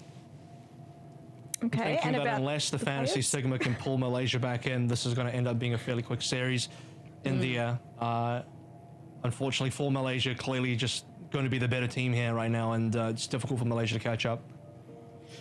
Yeah, do you think that Malaysia have practiced this comp with the Junker Queen tank, and so they're just kind of playing with it because it's what they know, it's what they're used to? Do you think it's maybe something like that that's happening here? I think it's just a problem with Fantasies. Yeah. Hero pool. Limited pool. That's all it is. Yeah, let me tell you, Right, 5 metas ago, this guy with that Jungle Queen would have been on an absolute tear. Yeah, Jungle Queen was quite strong, but it does look like, yeah, it's a lot of Ramatra play at the moment. And now we are looking here now at India's lineup. We can see that Matrix has been subbed in, and Iron Man will be sitting this next map out. And the map choice will be by Malaysia as well, as they did unfortunately lose the last map to India. So let's take a look at what map they've chosen. It will either be an escort or a hybrid. So quite a few choices they can make, and it's going to be another Circuit Royale. Avril, you called it. Circuit Royale. It's going to end up being obvious. This is the only place in Malaysia was. This is where Malaysia started to look reasonable versus Singapore yesterday, and the only opportunity they can sort of find in reasonable tank matchup is like pulling it over towards the Sigma. See if it ends up being enough. So this is probably what also is why you have Matrix coming in. Time to play some Widowmaker, time to play some double sniper. Really for India as well, this is where the strength of their roster lies. They have kind of their choice of whoever they like for DPS, because all three have contenders level experience. So yeah, it's a strong point for India for sure. I think it's going to be a tough one, right? Because as you kind of rightly point out, like where else is Malaysia really going to take it? But I mean, the tank difference was a serious issue against Singapore, where they subbed out Ash Kane and subbed in Xenofly to play the Sigma, and Fantasy absolutely had his number. I don't know that Akash is going to suffer the same kind of issues. I wouldn't be surprised if Akash just pulls out the Sigma, hands it very comfortably, and this is a non-factor. Well, the players are already up there in the lobby, so let's take it on to Circuit Royale, and I'll leave you over with Pixie and Avril. But what will I order for dinner? Pretty clear that you had that earlier on, so You're right. You just be, you know, you want. That's honestly you're good. just going to be gluttonous. Good catch is what on you are. continuity there. Yep. I'm in the Hobbit country. I can have second dinner. Also, Iron Man and Matrix. With each meal. Iron Man and Matrix, both named after a movie. Can't argue with that. You know what? That's. I'm sure you could. You know what? Fantasy's named after Fantasy a whole named genre. after a genre, yeah. There you go. Wow, that was the worst possible noise to cut to. That gave me a fright, genuinely. Let's see if Akash's Sigma is going to be up to par today. I think generally speaking, though, for Team India, they seem to be a cut above. Akash's history is as a main tank player, so wouldn't have been known for any Sigma gameplay. Let's see if that ends up being enough. And no opening Widowmaker for India. Interesting. Another attacking team not opting for the Widowmaker duel. They'll be playing the Sojin Hanzo version instead. Worked out for Ace. We'll have to see if Pummy can have a similar level of success. It's an opportunity for JW03, I think, to find the advantage. He's got the range. Look how far back Malaysia is, though. They didn't at all play this lane. They just kind of backed out. Yeah. You do have the first pick coming up for JW03, nice. but you need to start walking forward again if you're Malaysia, because you are not giving JW03 the sight lines if your team is pulled that far back. Yeah, that's the real thing. It's just very little space to work with. They weren't even able to push Indy that far back, and you just sort of hung a little bit back off the payload, waited for the respawn, back in the mix now. Pushing forward around this corner is going to be very important. And India straight away take the corner. I mean, Malaysia get one pick and already pulling further back. Jay's losing sight lines. This is where Pummy's going to have a much better game time. Just giving up ground. This is Matrix. Akash is just continuing walking up, and Malaysia's continually walking backwards. Yeah, it's like they're afraid to take too much of a brawl here. And I mean, yeah, without that longer sight line now, I guess, but it just seems so unnecessary. So much space being given. They control the side room now. They find Fantasy, and that is going to unravel the entire jumper for Malaysia. Not even a single bit of contest. They just gave that away. They really are. Yep. It's Do they have dinner One death, reservations or something? They got somewhere to be? Spawn maybe? yeah, somewhere deeper inside Circuit Royale. That's why we're heading over towards the hotel stage. That'll be point C. Because India are now going to start overtaking in terms of ultimate. Still opportunity for Jay to get some decent picks out of this, but look how far back Malaysia are to start with. India are not quite spawn capping, but they're basically over towards the choke. Because they have a solo pusher, probably likely to be ABBS, just solo pushing for now. And there we go. Double window. Oh! Pummy immediately finds one. Matrix finds a second. Matrix does go down, but the damage is long since done. Pummy comfortably pushing forward. Has banked up an overclock for the next fight as well. I don't even know if there will be a next fight. India control all of this ground. Late kill on Jay. The cart starting to catch up with the team now. A bit of a freebie across B for India. And look how far up Akash is. He's like deep inside C now. He's Yeah. still capping B, by the way. He's like fully inside the hotel at this stage. India run out of ults outside the overclock. The overclock will probably get played here as Malaysia have to dump everything to the retake. Yeah, throwing out the Dragon Strike just to keep the team split up. JW3 already low. Transcendence kind of wrapping around the side. Not near enough to Matrix, I think, as you'd like. Overclock running. It's, I mean, it's just so easy looking for India. Even with the accretion getting eaten by Pummy, not getting much out of the overclock, they're still getting so many kills across the rest of the board. Not a single casualty on that. And that's with Malaysia throwing every ultimate they had into the mix. I think this is looking fairly Jova to me. It's not looking good for Malaysia, unfortunately. They are essentially unable to even walk forward versus India. There's the pressure of Pummy and Matrix and the rest of the team. Full long-range damage. Malaysia now swapping over to this is exactly what they did versus Singapore. It worked versus Singapore. Dubious as to whether it'll work versus India, but it's got to be the full dive comp. Also, swap coming on through. Yeah, let's be honest with ourselves. Singapore and India are two very different teams, and it seems like Malaysia are just hitting a bit of a ceiling up against India, who look absolutely indomitable. A cash eating a manual hack and an anti-heal, but otherwise going to be fine. They continue pushing the cart forward. That's the thing, even with that much pressure on the tank, they're not really slowing India down meaningfully, as Akash has to go duck and hide into the immortality field, but still going to be able to pick up a kill onto Gemini anyway. Matrix just firing off with that Storm Arrow, comfortably collecting more kills, continuing the push. Jay trying to run interference, not finding enough. Cart continues forward. As soon as Malaysia loses one, they kind of just give up on any potential to trade. All players back out. And Pro Dude at least was in there to find a bit of extra damage for... That's not going to be the best pulse, sadly. Completely wide. I was going to save on the lamp. Try to find a little bit more ult charge, I was going to say. It's a kill. There we go. Malaysia finally belts up their trousers and go for a dive. They're going to be able to collect 3. No response there. Okay, finally a late one onto Gemini, but it's a little bit ineffectual at that point. First fight win? First fight win. 3:20 on the clock, 73 meters into C. And I don't just mean this map, by the way. I mean in the series. So Right. First fight win in the series so far. Akash now going to move over towards the Winston. India going to give up on their long-range composition. To be fair, there's not that much to push through and willing to go 1-to-1 here. The only issue is they're really far behind on ultimates. They also got to be playing the Lucio Carico version, which, you know, maybe you need to save some players off the back of the EMP from Game Pro Dude might end up being effective. This will be a big EMP for sure. Detected though.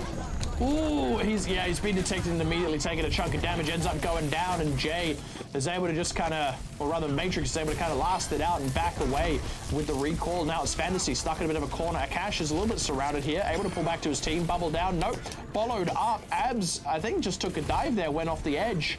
All right, well, that's another minute of stoppage. That looked weird. I thought maybe he was looking to dive off the edge and then TP back on and lose aggro that way, but no, just straight up fell off the map. So India reset. You could argue he was trying to reset, but that would have been weird as well because you're still in the 5v5. In fact, I think they had a player advantage. Oh, Pummy down. So early loss there. It's going to take a little bit more time off the clock. India trying to sneak around a back cap with that. They don't need to. They can just take their time. Nice fight with the pulse bomb. Even more slowdown now for India. We'll be able to collect up Numenaz here, though, as a cash. And that opens the door very comfortably. Game Pro Dude also going down. And as they recollect themselves, they've got the team all coming back into the mix. The cash goes down to the front line. Matrix, pulse bomb out. They don't quite find it. Try to collect Fantasy, but he has the primal rage. Can't really do much without a cash, despite the good early start there. Starting to look at it a little bit more tricky for India, but they do have the EMP on board, so payload in the correct position. Win one fight, they'll get the cap. a good opportunity to still get that cap, but they've lost a couple of fights now, so momentum for India has really shifted away from them on the C attack. And there we go, directly onto Numenors, clean as you like. Captain Prash does go down in the trade there. Malaysia only finding that with the manual hack. Gemini had the sound barrier. It saved a few members there for a little bit, but now with the Primal Rage running out from Akash, quick collection on the last few, and that's going to be the one that finally confirms the cap. It feels like India got a little bit sloppy towards the end there. We're just sort of trying to see if they can sneak one out, force a fight through. Weren't playing as cleanly, but they still had plenty of time on the clock, and they still pulled it out when they needed it. I don't think that they needed to pull through for a swap on the composition. They could have just kept playing the Sigma comp. Yeah, they opted to match Malaysia, but the issue is when you go and match the opponent's composition and you're one fight behind on that, you're going to be really far behind on ultimates, and Malaysia held all the cards of the EMP, that everything else going for them. The EMP did pull through on the coast side of the map, and India strangely lost their fight. Still not too sure what happened to Abs. I don't even think he got booped off the map. In any case, India, off the back of that loss, they then just had to wait a long time, build up ultimates, get Pummy that EMP. Still had some okay push, but not enough real pace to get it to the end. And eventually, though, 59 seconds left, EMP to win, and you get it. So, yeah, I think they could have just won with the Sigma, though, personally. Honestly, yeah. At any rate, the real tell is going to be whether or not Malaysia can actually cap out the map. They didn't have any success until, as we noted, 3 minutes 20 left on the clock. All the way deep into C. They finally got their first fight win, not just on the map, but of the series so far. They're going to need to get a lot more of them if they want to be in for a chance still. India seem to be outclassing them so far.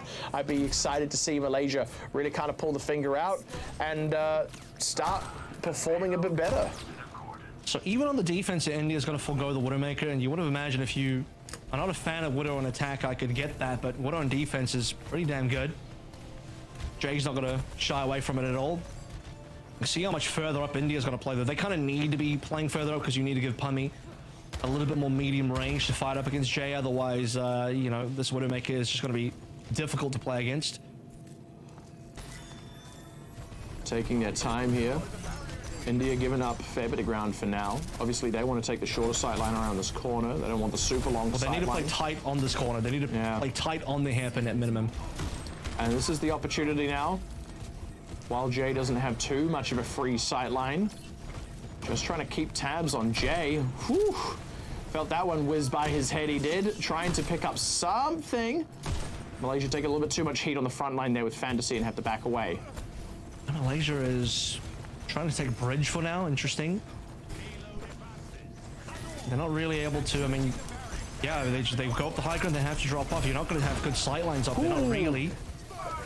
Early catch, and it's not what you'd expect. A lot of low members, but everyone getting comfortably topped off by India, and they've got the window available for well, anything really. As soon as Malaysia start pushing around this corner, they're going to have to deal with that. They've got a window of their own, but they lose J003. Abs has been the one collecting a lot of these kills with the help of Matrix, mind you, but nonetheless, Fantasy now having to back way out of this one. Still more kills coming in the back line. Nice find on Pummy, though. With the closer respawns, that does present a potential opportunity to Malaysia. That's the only thing that Malaysia will be able to walk away with, and there's a brief moment of a 5v4. India will back out towards the corner once more. I mean, it's thankfully not that far away, but Malaysia is once again moving slow enough that 5v4 window is already closed. I think Pummy's here. Malaysia touch the payload, straight back into a 5v5. Ooh, a cash! No, goes for a flux. Double flux there. Fantasy gets the far better end of that impressive stuff. They're able to deal with the immortality field. Can India maybe find something back now? Matrix taking a lot of heat. Fantasy kind of free pushing around the corner. This is to be expected after winning that tank trade, and now whew, there we go, another one onto Pummy, so no overclock here and play to come through. That will indeed be the cap. Took them a wee while though, a little bit of extra stall out from Captain Prash there, but collects it. Late death onto Matrix. Akash did not need to come in. It's a strange, well, he's unfortunately already committed. It was a strange death because we saw that Abs popped Transcendence, so he got bursted so quickly the Trans didn't save him. Everything was there. I think he must have India been... got mega lift in the air. He just took everything at the same time. He took all the damage at the same time, and the Trans didn't save him at all. Yeah.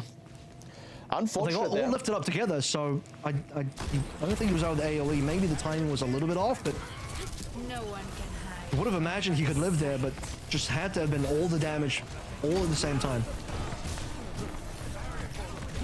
Dragon Strike out from Matrix, not collecting much. Overclock running from Pummy, trying to barrel forward, find something. Numenors with the Transcendence, and we've got the Immortality Field deployed from Gemini, so everyone's just fine. Game Peru's own Dragon Strike collects up Matrix, so opening the door in a big way. India not really finding anything back, no particular trades here. Pummy not accomplishing a whole lot, doesn't really have any sidelines to play through. His abs goes down, and it's all going to start to unwind here for India. It's going to be a pretty clean beat cap for Malaysia. Just a snowball overthrow from A to B. Malaysia not losing too much time there. Okay, opportunity now to finish the map. India does finish with 59 seconds remaining. Just over 4 for Malaysia here. Now, Malaysia is the type of team to consider the swap over to the Winston dive comp. That hasn't happened yet. They want to play through the ults first. Where does India dig their heels in? Because they haven't been able to really ult for a little bit. I think we did see the Dragon Strike in the last fight, but yeah.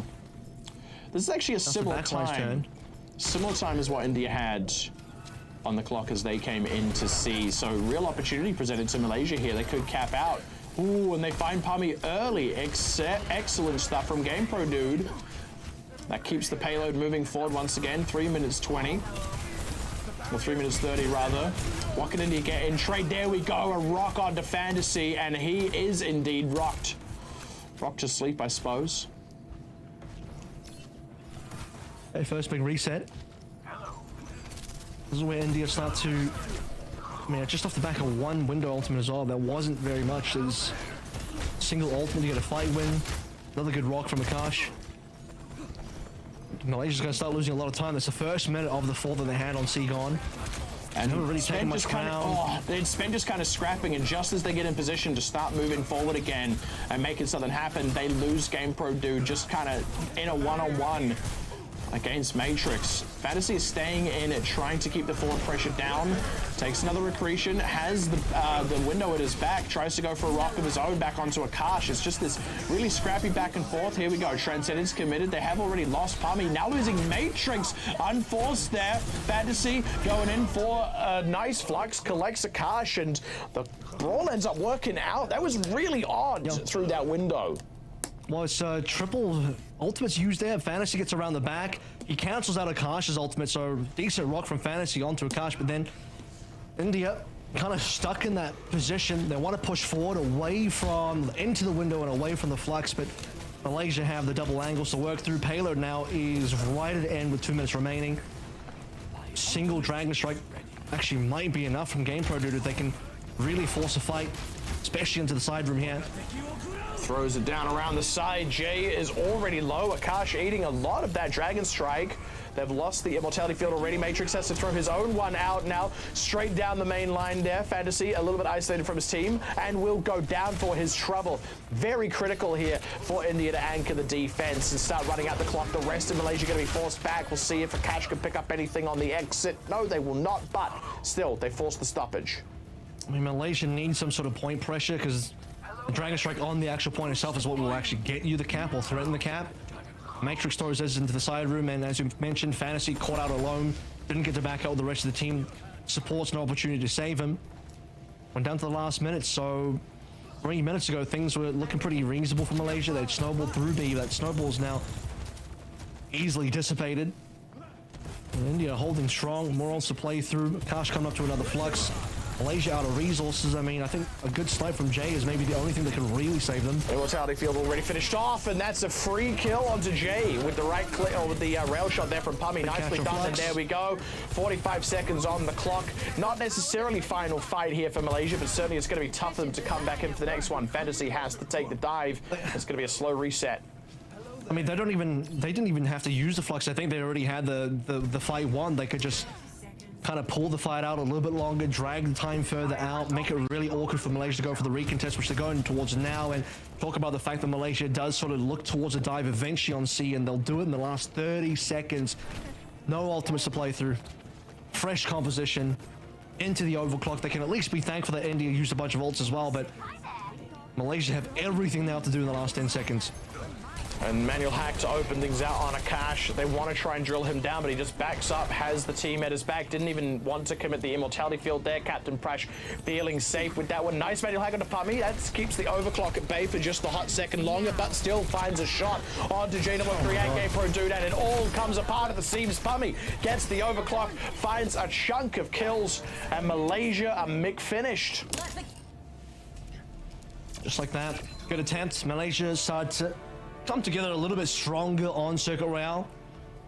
Attacking side A and B, especially on that B end. B was fantastic. A little bit more touch and go. The burst damage on Akash is what allowed them to actually get that cap. C is when things got really troublesome. The game fell away from them. India held strong, continued playing the Sigma, super late swap onto the Winston comp coming through from Malaysia, just unfortunately was not going to do it at all. And they got a good distance. I mean, we saw the payload go towards the end. They just lacked the capability to actually finish the map. Well done to India. They have now won with a 2-0 versus Malaysia. Some very fast matchups there, or fast team fights, I should say. Malaysia did put up a good fight. They did choose that map. They picked a map where Fantasy could shine on Sigma, but it just wasn't enough. Unfortunately, India still just had the upper hand in a lot of those fights there. I will say, if there's maybe one remark I could have about India there, actually, more so on Circuit Royale, I did see a couple of moments where it felt like they lacked confidence. Most notably on their attacking half, they took a bit of an L. We saw the compositional swap from Malaysia, and India, they started to get a little bit unclean in their play. They ended up making some swaps of their own. Look, it worked on the end. They got it over the line. It feels like a more confident team would have stuck to their guns, kept it tidy, kept their gameplay really, really tight. And then also on the defending half as well, we saw it wasn't much, but just the odd time where maybe an ultimate extra was used that wasn't totally necessary, and a few little slips here and there. It doesn't seem like it rattled them or that they were kind of unraveling or anything, but I do think there's some improvement that could be made, which is a good thing for a team that just won, because if they can tidy that up a little bit, if they can just have the self-confidence to go, we're a good team, we can win these matches, we know what we're doing, then we keep talking about them being a potential dark horse. That is how that starts. I think India is starting to really buy into, the ability to, again, get into that top two as well. And I think today Malaysia wasn't going to be the strongest opponent versus them. It's a good early look at India in terms of what they're capable of. They'll be tested a little bit more when they play up against more like a Thailand, Australia level type of team. But with only 2 spots and I think 4 competitive teams, 2 end up missing out, and 2 will make it through. Malaysia and Singapore will try their best to find wins where they can. Maybe that'll be versus a team like New Zealand, because Singapore plays New Zealand next. That's going to be an opportunity, but here Malaysia, I think, completely outclassed by India. India's just a far better team. Absolutely. A very good start to India. Like, the first game they've played for the online qualifiers, that's a really great start. They should be happy with that, coming in strong. As you mentioned, yes, maybe an easier team, but a really good start for them to show everyone else in this competition what they're made of, and to show where they shine, and how they're playing really well as a team. So well done to them. And look, hopefully we might get a chance to maybe chat with one of the players, which would be really cool. But see what they have to say. We'll have to wait and see. And I mean, I think mentally as well, this is quite a significant beat as well. You sort of mentioned there at the start of that, Kevin, we haven't seen an Indian World Cup team for a very, very long time. Obviously, there hasn't been a World Cup for a couple of years now, but the last time we saw them, it was a very different looking team, and not one that you would expect to really have a lot of performance potential. Things have changed quite significantly since then. This is a solid roster, so this is a really nice, I would say, emboldening start for not just this team specifically, but also the fans in the country backing this team. It's always nice having a team that you feel like you can root for that could potentially go the distance. Really, really satisfying that this team has already come out just performing as we expected them to. Good looking team, yeah. All right, everyone, we are going to take a short break, but don't go anywhere, because we will be back with Singapore versus New Zealand.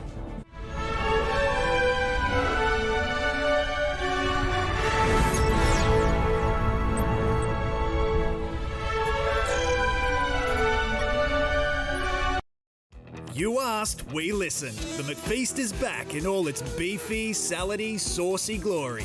Value means more at Macca's, so grab a McFeast lunch deal now for only $5.95.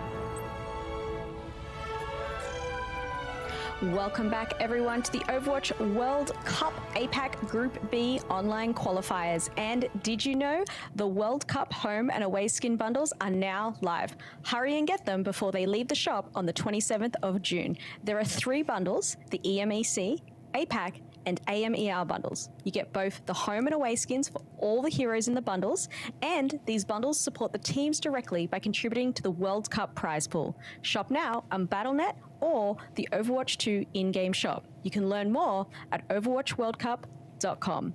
Now, let's have a bit of a chat about India versus Malaysia. We just saw them battle it out. India has won 2-0, and they were some pretty fast matches, I would say. Pretty fast maps there. Any thoughts? Yeah, just very one-sided. I think we expected that India was going to be. I expected India was going to be a strong team coming into this one, and I think they proved that well and truly in that matchup. A little bit of a slower, not quite as dominant on Circuit Royale, but map number 1, Lijiang, was about as quick as you'd ever see. Honestly, yeah. Yeah, that will. Yeah, quite quick. Not much. Yeah, well, look, let's take a look at our next teams. We have Singapore versus New Zealand. So let's take a look at the Singapore lineup and their starting team. Now, we did see Singapore play yesterday versus Malaysia, and it looks like we'll have a similar lineup here to start us off. Any comments we'd like to make about the Singapore team from yesterday and how they played? Yeah, well, I don't know if this is correct, but it says Cup is on DPS. Yeah, it was on support yesterday. I wonder what is Fafa listed on the roster? I mean, where's Vital? Because Vital was one of the better players, right? So this is not the same starting lineup. You are correct. I misread that. Also, wow, bit of a change. Vip's favorite hero is apparently there's 4 support heroes on your screen right now. Now there's 3 handsome people on your screen. All the support players are in. All right, well, we'll be interesting to see how that goes, and hopefully we'll take now a look at the New Zealand breakdown in a moment and see the team. Now, obviously, Pixie, New Zealand, your favorite team here? I mean, let's not go nuts, but I mean, I kind of have to more than anything. I'm sort of obliged to root for them because if I don't, they can hear me. They're within earshot of the studio at all times. Small country, we've been over this. So I guess, yeah, hopefully they can have a bit of a better showing than yesterday. Obviously, yesterday, a bit of a tough beat against Thailand, but that's the sort of team you can't be too upset about losing to. That being said, you actually should be, because you need to be beating teams like that if you want to make it into that top 2. Thailand, of course, just took a loss against Australia, so if you sort of look at what that maybe does to the pecking order, this is a critical win now for New Zealand if they want to actually show that they do deserve to be talked about when we're talking about who's going to make it out of this group. I think it's a required win. I think New Zealand would be, they would, I wouldn't say they're out of the tournament, but if you lose to Singapore here as well, your ability to catch up to Thailand, India, Australia is going to be shot out. So I think New Zealand kind of has to win here. If they lose, I will eat my passport. You think your passport? Oh goodness. Well, I think New Zealand. I think they should has lose some just so very we can see strong that. players. I want them to lose. Very bad. Probably very bad for my my gut microbiome if I eat a passport, but yeah, you got enough microplastics in there. Each add a bit. Might as well throw in a macroplastic. Oh, well, goodness. Well, look, they have a very strong lineup. They've got JCap leading them there as the tank. Colosseo, we have spoken about before, you know, previous Overwatch League player, quite a flex player as well. Very strong players across the board here for New Zealand. So, look, I think they're going to go into this match very strong, very confident. This should be one, as you've said, that they should win. Because of the little blue plus next to the name, because he's playing support, Finn just looks like a nationality. Like, it just looks like a saying. That's where he's from. Yeah. I'm not gonna talk about what's. I mean, have they? That could be anything. That's just 4 stripes. What gives? Just I've got my pen, whole flag and for I some will countries. throw it. 4 stripes. I mean, 4 stripes is more stripes than most countries' flags as it happens. Yeah, that's people being greedy, actually. Yeah, we had a whole referendum to change our national flag a few years ago, and a bunch of people protest voted because they went, oh, well, it's a waste of money, so I'm going to vote for us to keep the old flag. And it's like, well, now you've guaranteed that it's a waste of money by not changing the flag, you buffoon. God, get me rocked up here. Let's take a look at our first map today for Singapore versus New Zealand. It will be, of course, a control map, and we get to go to lovely Lijiang Tower again. So, Pixie, you can do more speculation about Lijiang Tower and what is going on there for our control map today. A supervillain lair, maybe. Ooh. You know, like a billionaire's private collection. It's just one guy's house. Ah. The night market, it's all for him. He's got all these shops. That's why there's no people there. All these shops and all of these places he can go in is just for him. He just picks which one he wants to give patronage to that evening. Well, we've seen a lot of Lijiang played. It is a control map that is very much favored. And look, we're going to get straight into it because the players are all ready to go. So take it away, Pixie and Avril.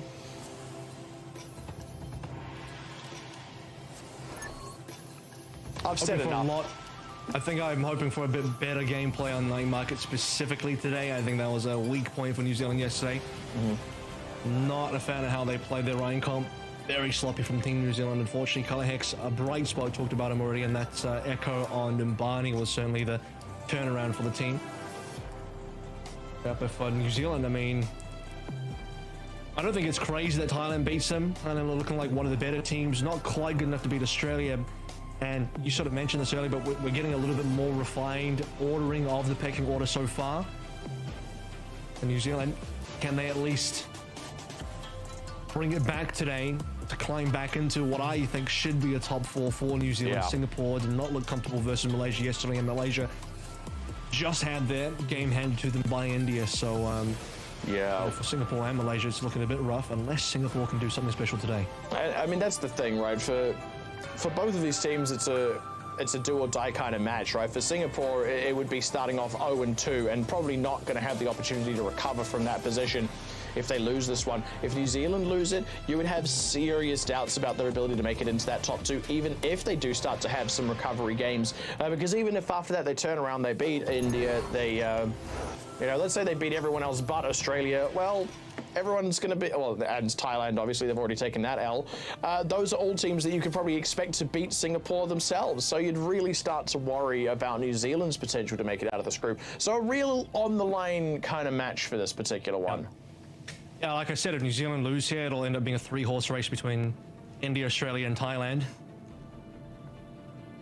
Now let's see if Singapore could buy themselves back. Obviously, Singapore have a super difficult journey given that they lost to Malaysia. So I mentioned yesterday as well, like between Malaysia and Singapore, if one of those teams is going to have any real shot of even potentially fighting for a top 2, you have to beat the other team in that sort of battle. So Singapore already started behind, but the good thing about this matchup is somebody does have to win. Both teams losing yesterday will now have the opportunity to turn that one around, a 0-1 to at least a 1-1. And this is, I mean, that was in fact a correct lineup earlier. We have seen a significant change up on Singapore already. Cup off support on the DPS. Fafazin is going to be coming in as the other support where Cup was yesterday. So odd, makes you wonder whether yesterday wasn't their preferred lineup or maybe today's their preferred lineup. I think yesterday was the preferred, but today is not. I think you can't be affording to take Vital off DPS here. Yeah. Excuse the pun, but pretty vital to the team. And speaking of things that are vital, New Zealand getting their TP strat right this time. We're not seeing the Ryan. It's going to be the Ram. Yep. A little bit safer. I think the Ryan is okay, but not if you're not practiced on it. New Zealand. Paper and Cup. And Ash came through. Yeah, just sat in the middle of a vortex, taking beam damage from Par's turrets. Really nice setup there from New Zealand, kind of forcing Singapore to bust their way onto the point, completely controlling the geometry of that fight, and very comfortable with the opening cap. The opening J cap, one might say. Very good. Thank you. Thank you. I was playing very good. That came to me in a dream, but it was the same dream where I dropped an F-bomb on this broadcast, so I won't draw any more inspiration from it. Having a nightmare for the broadcast. There's Singapore. Let's see if they can get past the ice wall battle first and foremost. They do have the window to play through. That's going to get blocked out by Color Hex, so we'll see if that ends up being deployed. There it is. All right. Yeah, just really clean. Par kind of dusting off Vips, not getting anything out of that window as Paper goes down. Not a single casualty for New Zealand, possibly even an overinvestment in ultimates, and that's saying something given that they only used 2. Yeah, maybe just the 1 required there, but 2 is going to be okay for now. Singapore's still trailing by a lot. And you consider that Paper also used an ult. It's basically only in excess of 1, so it's a 2-for-1 ult trade, but New Zealand, it's a very quickly now. Pass away, 60%. Kalhex looking for the wall into the blizzard. Hasn't been spotted yet. No one saw him at all. Separates the team out. There's Ash Kane. Free, easy pickings. Collection. And Sound Barrier just kind of coming to nothing. And there we go. The fighting Cups, Vips. Paper will also go down. Fuff is in. Nope, not even him making it out there. Not a single casualty from New Zealand so far. Still not. Yeah, Paper frozen in that fight as well, so no Lap to come in to save Ash Kane. And again, just no one saw him. No one checked the corners. Very obvious. Not just main position, but Reaper's hide there as well. Not that New Zealand are running a Reaper, but you commonly do run into Reaper sometimes. Check your corners even in this game. And Ash Kane just wants to try and barrel onto the point, set himself up with his Annihilation. Ice Cube there from Color Hex, pops the Blizzard down as well. Everyone just trying to fight through there. Yeah, they still lose Ash Kane. That's a decent Death Blossom. They find August. That's their first kill on the board, but that's the only one they're going to be able to pick up as New Zealand collecting the rest of the kills in this particular bout. Paper not going to be able to recontest. 100-0. Absolute and utter lockout. Yep.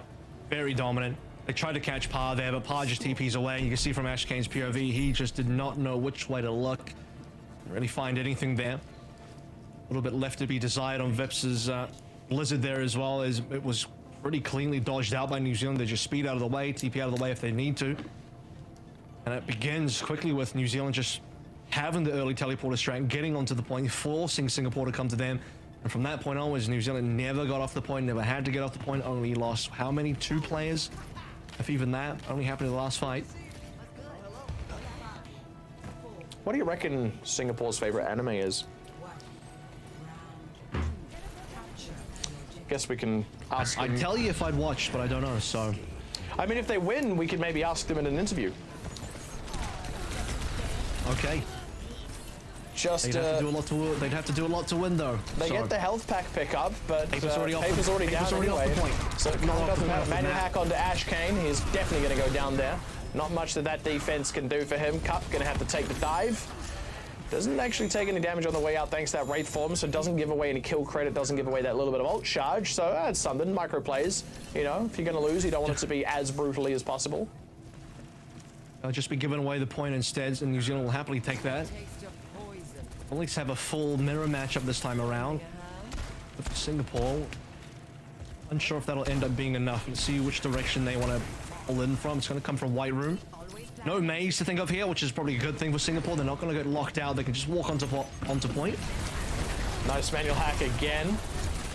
Vip's already low, has to duck for safety. Singapore actually kind of absorbed that first bit of pressure, contesting the point. No kills just yet. And Ultimate's not quite there either. Paper and August are closest, and Paper is actually slightly ahead. Has his Coalescence first. Now August comes into match. It's just a bit of a beam battle as there we go. Color Hex, Death Blossom, quick 3. Beautiful pickup. Wow. It just should have ended. Ajax there as well. I might have to get confirmation, but I don't think Fafa actually got the sound barrier off.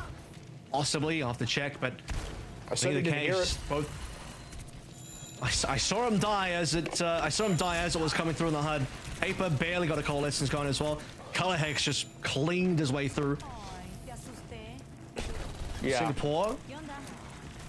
I don't think have they got a kill yet this map. This round. They got a kill last round. This round it's looking pretty dire once more. Par manually hacked though, and taking a bit of a beating. Finally that expires, he's able to throw out his own EMP, and quick conversion there. JCap fighting 2-3, now collecting Cup, who was otherwise trying to get work done with the Death Blossom, only found Color Hex for his trouble. Looking on track for another 100-0 lockout. Color Hex going to come back in on a Pharah. One quick conk kill could seal it. Ashkane down to the Diva. It'll be a little bit quicker to go towards the point. I mean, you could imagine it's a coincidence that he goes Diva as Color Hex goes Pharah, but I can promise you it's just a faster hero to go for the touch. Cup is already down. Doesn't even make it there. They're one man short as Ashkane manually hacked. Not going to last very long in this mech by the looks of things. Has the supports at his back at least. Able to get healed off a little bit, but struggling. Has the feather step off the point. There we go. There's the D mech to come through. Obviously low self-destruct to be able to reset it. Buffers in, goes down. And there you are. 200-0 lockouts back to back. New Zealand, that is absolutely the recovery they were looking for after yesterday. Yeah, I'm thinking your passport is pretty safe at this rate. Not that it was a difficult bet to make at all. It's like, will the sun come up tomorrow? I guess it will. Yeah, sure. I was starting to think about if the sun doesn't come up tomorrow, I guess I'll eat my passport. What a bet to make. But yeah, Singapore 200-0. Unfortunate. They're making interesting lineup changes. Don't know where Vital is today. But missing that player is definitely going to hurt the team. This is where Color Hex just rolls through and cleans up on the Death Blossom. I mean, that's the tricky thing. We've already had questions about Singapore's roster because of the significant changes they've made to it already. And now not having Vital in the mix today, I mean, the questions just start to compound. And, well, the net effect of it all, even if we're not getting answers to those questions, is Singapore just don't have the stuff on the day. They aren't able to measure up right now. Singapore did seem to crumble a little there. They didn't seem to have an answer. They couldn't fight back. They just lost every team fight. It was made a point at one moment there that had they even gotten a kill. They got a kill on the first point. They did take August down, but after that, there was the question of, was there any other kills that had come out? So yeah, I mean, quite a struggle there for Singapore, unfortunately. Yeah, I mean, I think I expect a little bit more, but Singapore just, they're not delivering at all. India, Malaysia. New Zealand was going to be the better team here, but this is kind of what I've been saying since day one. Malaysia and Singapore probably on the lower end, and you'd like to see a bit more gameplay. India kind of put Malaysia away, and Team New Zealand might do the same to Singapore. Well, that's what I was about to remark, as India, Malaysia looked really one-sided on that control map, but even then, Malaysia had a fair bit of proactivity in fights. India just had a handle on them. I mean, in this, it was like Singapore were even struggling to muster a fight position. They never seemed like they were on the front foot. There was very little opportunity for them to be proactive, and part of that is just good gameplay out of New Zealand, but yeah, it's interesting that it's even more one-sided than what we just saw. Well, let's see if they can bring it back in map 2, as they will get to choose the map. But we will take a short break and we'll be back soon, everyone.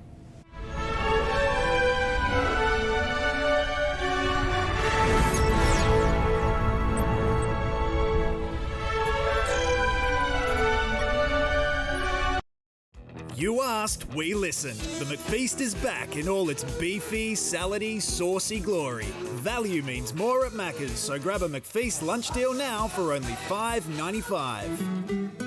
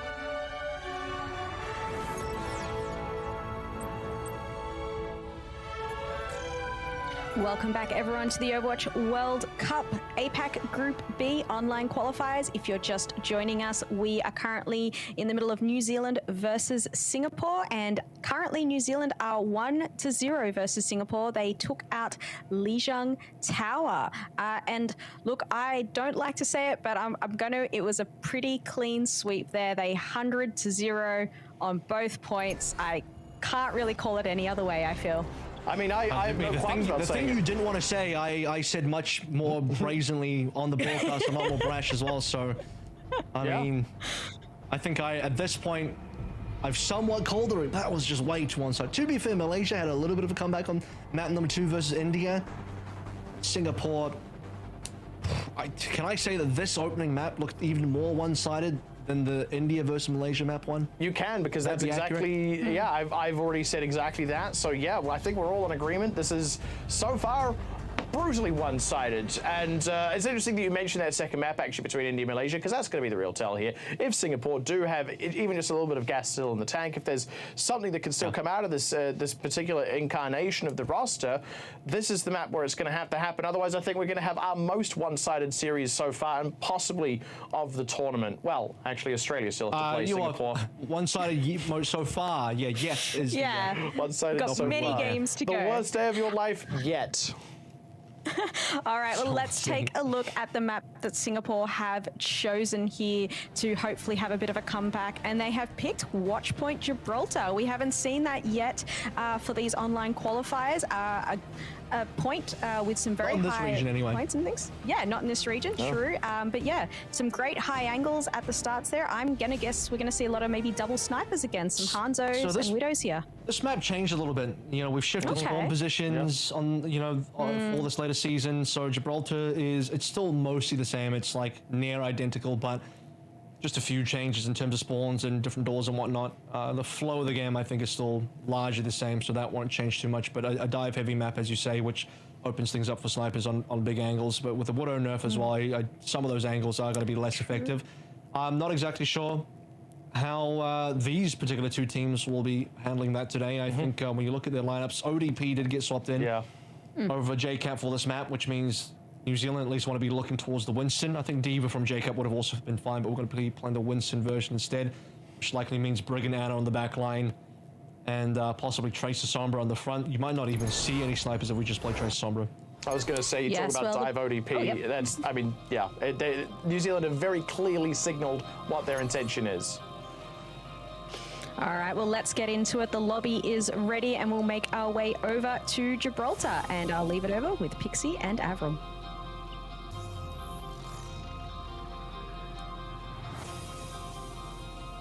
Have any more to add on there?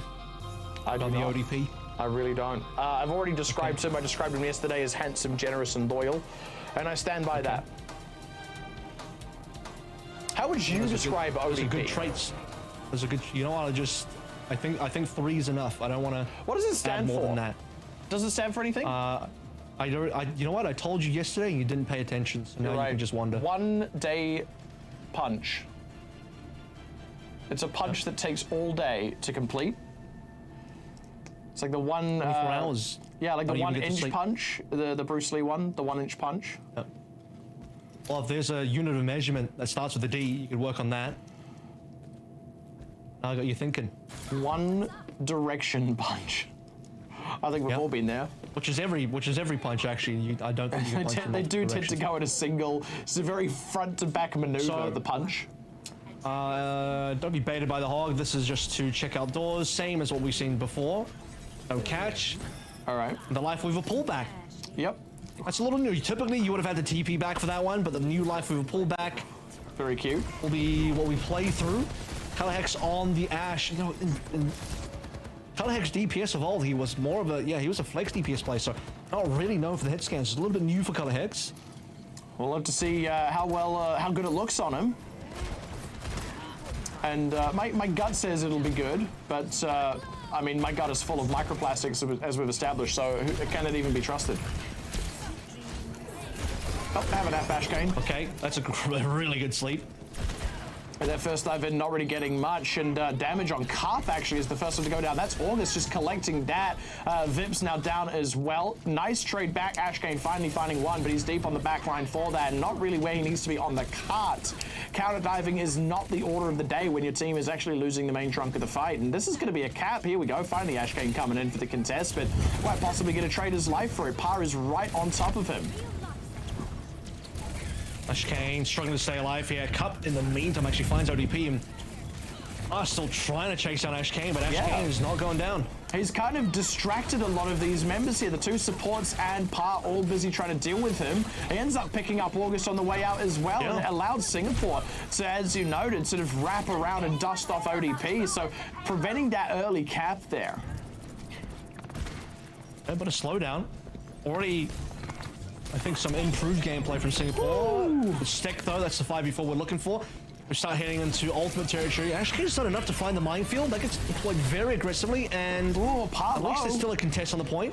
Par does not have that recall. He used it up to drop in the pulse bomb, so he got low, had the anti-nade on him, and I think bumped into a mine as he stepped backwards.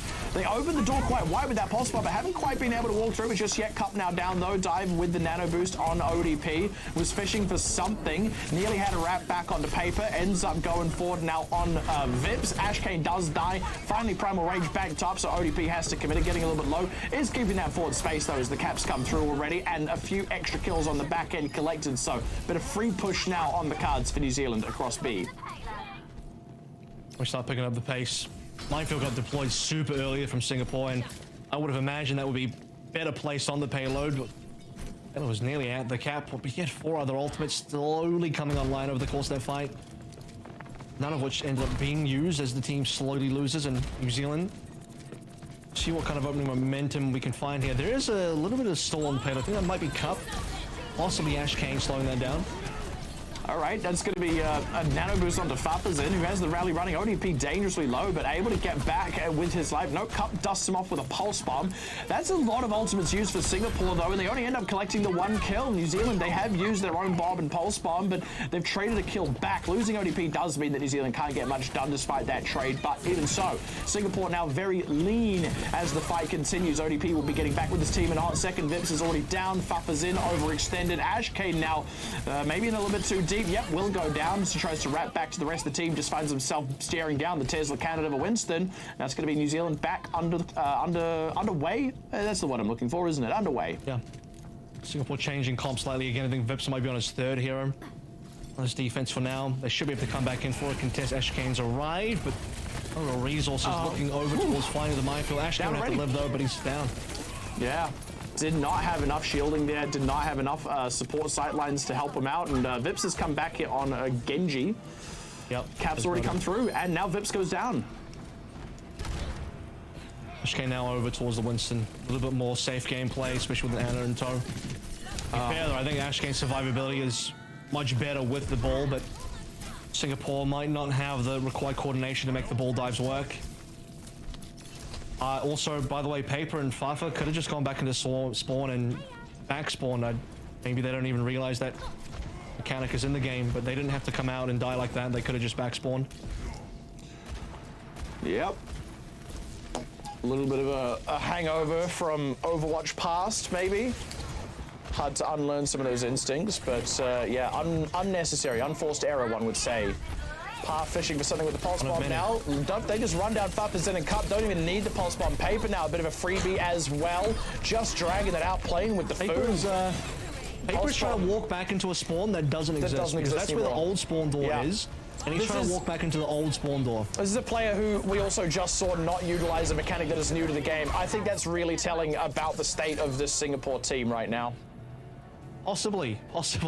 A lot of the changes, we get a nice little third-person top-down view of the final point there. That's where most of the changes on Gibraltar came through. They picked this map. So they picked this map. We get to see a bit of a variety, some variation. So thank you, Singapore, for that. Yeah. And again, look, I'll say the old spawn doors locked out now. Yeah, I said it before. That it's hard to unlearn those instincts. So, one can be a little bit gracious to Paper. Exactly, necessary and required, especially when it's a map that you intend on picking. That is not. That's a weird mistake to make. It is, among many strange things. It's attacking side now for Singapore. They don't have to worry about defensive spawns on C for the rest of the series. Depending on who picks Gibraltar or who doesn't pick it, maybe not for the rest of the tournament. Is the first time, and we'll see if Gibraltar comes up. And again, we've had a lot of circuit royales, and I did mention that Ashkane on the ball was at least providing a little bit more distraction, some perhaps individual prowess coming up against New Zealand was good to see. There was that one sort of goose chase that we had earlier on with Ashkane on the ball, running par around the map while ODP was dying. That was maybe the one highlight from Singapore on that defense. The rest of it was, fortunately, not super present. Now on their attacking half, Singapore, I mean, they've really got their work cut out for them. They've got to cap out the whole map. They've got to do it with a competitive enough time. And just under 3 minutes on the clock for New Zealand is a hell of a lot. So even if Singapore cap out, it's going to be a time bank on the back foot, one would expect. So we have to see how far they can go and whether they can maybe make this a little bit competitive. Here we go. It's a double Widow, the double sniper composition, of which Widow is a part of it.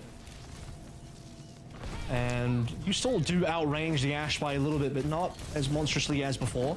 Free payload push for now. I think that's fine. I think if you're Singapore, keep Ashkane on the payload. New Zealand, okay, they do contest. It's probably par on the low ground. Oh, heavens be. Eating a few hits there. That's actually good. Yeah, New Zealand really in trouble. Ate a lot of harassment around the side from Paper, and then Ashkane went into follow-up. Unfortunately, not able to continue the follow-up as New Zealand just sort of whipped back around, isolated Paper, realized he was easy pickings, collected the other support, now cut down. Ashkane trying to run interference, collects maybe something on the way out, but not able to find it, loses his own life. And that ends up being a bit of a failed non-starter there for Singapore. So the problem with the good dive is it was a one-man dive, because there's no other dive heroes really unless Paper wants to TP in. Two snipers, you're kind of just hoping that your two snipers connect shots while the player's being boosted up by the pile driver kind of in the open, but that didn't really end up happening. So Singapore once again slowly pushing their way around. I don't know why Cup would drop down. He's going for the 360 no-scope. Vip's burning with the dynamite as well. Survives, but not for all that long. ODP's got his number with the follow-up. Fuffer's in. Stuck around the side. Here's Par to collect one. Will be able to finally find it. Took a hot minute. Gets in with the quick melee. Ashkane's had to pull all the way back to spawn. Doesn't want to heal himself. He wants to wait for the supports to come out so that they can get the ult charge for healing him. Man. Slow going. New Zealand still in the same place. Okay, 5 HP, didn't make it out. Where's payload? Still in the car wash. Yep. 1 for 1, finding power is good, but they keep losing members. Primal Rage now, ODP is keeping them stuck in their base. This is pretty brutal. Oh, Paper just stepping out far too long, goes down. And at this point, that 1 kill they got on Power is wiped clean. Power is back with the team. That's nothing gained for Singapore. Yeah. This is looking like a full hold, I think. 130 roughly left to go through. Another one. Players trickling in. Slowly changing this composition, but not into anything that would give you too much confidence, I'd say, at the moment. New Zealand just holding onto ultimates because they can. Oh, Pulse Bomb collecting one. Expended. Very nice. 1 minute 15 left on the clock, and Singapore have yet to even mount much of an offense here. They don't even know how to start approaching New Zealand. Do they go in with the Wrecking Ball in the minefield? Do they try and pick something off with Vips? Cup is now out on a Soldier. They're all over the show. There it is. It's going to be the minefield. They got Color Hex on the high ground. Can they get this kill? Surely the Color Hex dies here. He's stuck between a ball player and a minefield. And finally getting some decent payload movement. And going now back up onto the high ground, trying to dislodge August and Finn. Not able to find it. And ODP with the nano boost in his back dives forward, finds Vips. So that's a reasonable DPS trade. Color Hex will be getting back with the team. And New Zealand are just slowing this one out, stalling it out. ODP finally goes down. But the card's so far back, New Zealand get another shot at a contest here. Color Hex comes back in with the Bob. They are not wasting any time with this. They've still got the supports there. And here we go. Finn just absolutely barreling forward with that rally running, collecting the kills. Par is really feeling himself. And all of that good play from Singapore just starts to fall apart. 15 seconds now, and they're back in spawn. New Zealand back in the same position they were before, which is a strong defendable position on a Ashkane is probably not going to make it out. Oh, heavens be. Maybe if he didn't get caught around the geometry, but that's going to be a tank on, no touch, it's over.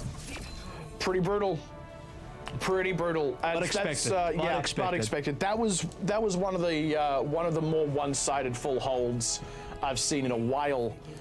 Just not getting any kind of play, stuck back in spawn. I mean, we saw Ashkane having to roll all the way back to spawn and then just wait there. Didn't want to go all the way into heal, but you know, next best thing while he was waiting for those supports to come back. Just absolutely brutal. And that'll be a 2-0 favoring New Zealand there. Well done to them. Pixie, you must be pretty happy. New Zealand's, you know, got a win under their belt now. Well, I'm relieved. I think if they'd taken an L there, that would have been a bit of a death knell for New Zealand if they'd lost that. I'm going to be completely honest with you. So, yeah, good to see them actually pulling out a win where they should. Certainly keeps their tournament hopes. It keeps them alive. They're a long way from dead, but satisfying, shall we say? Satisfied is how I feel. A necessary required win there for New Zealand, and I think maybe strangely one-sided, because maybe I just expected a little bit more out of Singapore, but they came in with even a different lineup today, and not the kind of lineup that is like, oh, I can understand why they're doing this, but like Vital was one of their better players yesterday, and they've moved a support player onto a DPS, and that did not look like it helped things at all. You have players that haven't played the new Gibraltar yet, despite picking this map. It was all over the show, sadly, for Singapore. Yeah, but you know the saying, bringing a knife to a gunfight? It feels like Singapore brought a shovel to a gunfight to dig their own grave first, out of respect for their opponent. Damn. Oh, goodness. Well, look, Singapore unfortunately did look like they struggled a little bit there. They couldn't even get the first point. A bit unfortunate. As you said, they picked this map. So not too sure what was going on there. They really pushed that ball as well, which maybe that wasn't the right choice there. Like, so many sleeps kept happening. August just kept ball down, like, constantly. So, yeah, well played by New Zealand there for them. And like I said, I'm satisfied. This has been a gratifying outcome to the evening. I like that they keep putting these New Zealand matches right at the end so that I have to wait the whole time just to see what the outcome is. I'm pretty sure, like, it's on the last day is New Zealand versus Australia. Is it also the last match, I wonder? Oh, for heaven's sake. Correct. I've just got to wait that entire time. I'm not going to be able to sleep. I'm not going to be able to eat. I'm going to be a wreck by the time you see me next week. I'm going to be disheveled. I'm going to be unshaven. I'm going to have no shoes on. I actually currently have no shoes on. It's going to be disastrous. It's going to be the worst version of me. Well, thank you. That was a bit of TMI, but hey, thank you for that, Pixie. Let's cut over to the leaderboard and see where the standings are at the end of day 2. And as you can see, we've got a few there. India and Australia both with wins on the boards, no losses so far, followed by Malaysia, New Zealand and Thailand, all each with 1 win and 1 loss, and Singapore at the bottom currently with 2 losses. And at this point as well, you know, I think India really impressed today. This is rounding up to be the expected top 4 position. I think the real question is, you know, where does the more top 3 kind of look? And even beyond that, what does the top 2 kind of look like? I could also kind of argue that for Singapore, they played the 2 opponents they maybe had the highest likelihood of beating, which is both Malaysia and possibly a New Zealand that wasn't on form, but New Zealand was on form for this particular game. And now beyond that, when you consider the rest of the teams they have to play are India, who dismantled Malaysia, Thailand, who beat New Zealand, and Australia, who beat Thailand, it's like, yeah, the rest of the games are looking pretty rough. Well, there were a lot of amazing plays today, but let's go over to the Maccas play of the game and see who took that one out for today. I think I might have an inkling of this one. Oh, yeah, and it's Ace. Best Ace player of with the day. Ace. The Ace. And a match they lost, mind you, which is, I think, kind of really telling for how genuinely good this play was, and indeed just how good his play overall was. We use that term game warping when we talk about real high caliber players like that. So to even have that impact felt in a game you end up losing, I think really speaks to the skill of that player. Yeah, that was impressive. Ace really was the dominant force in that game for sure. And it's impressive when you're going up against Team Australia, and despite losing, you can look like the best player in the lobby. Ace is one to look out for. Yeah, definitely. Ace played really well today. As we saw there, some amazing shots there. And look, we have so much more of the action where tongue-tied. We will be back tomorrow. Let's check out the schedule for tomorrow. We'll have an amazing matchup, New Zealand versus India, followed by Australia versus Singapore, and to tie us off at the end, Malaysia versus Thailand. So plenty more to look forward to tomorrow. I don't have to wait. Just straight up, first thing, get it out of the way, done and dusted. Then Australia gets to 2-0 Singapore. That's going to be nice. That's going to be fun. Malaysia, Thailand's going to be an interesting one as well. That should be a pretty by-the-book affair for Thailand. But Malaysia, after taking an L today, if there is a world where they start recovering, taking out Thailand and kind of having an upset of that caliber would be a real big way to turn their tournament hopes around. So an interesting day on the slate tomorrow. I think that first one is definitely an important one for the trajectory of 2 teams that could very much still take that one of those top 2 slots. The other 2 are a little bit more just staying the course. I think New Zealand versus India has huge implications, right? Because both of those teams are kind of among the top teams fighting for one of the 2 spots, and you already have New Zealand that lost to Thailand. So if you lose to India as well, it might actually be a situation where you're locked out of potential top 2. Well, plenty of action to look forward to tomorrow. So everyone, we will be back tomorrow with some more Overwatch World Cup APAC Group B online qualifiers. So make sure you come and say hi and check it all out tomorrow. See you then.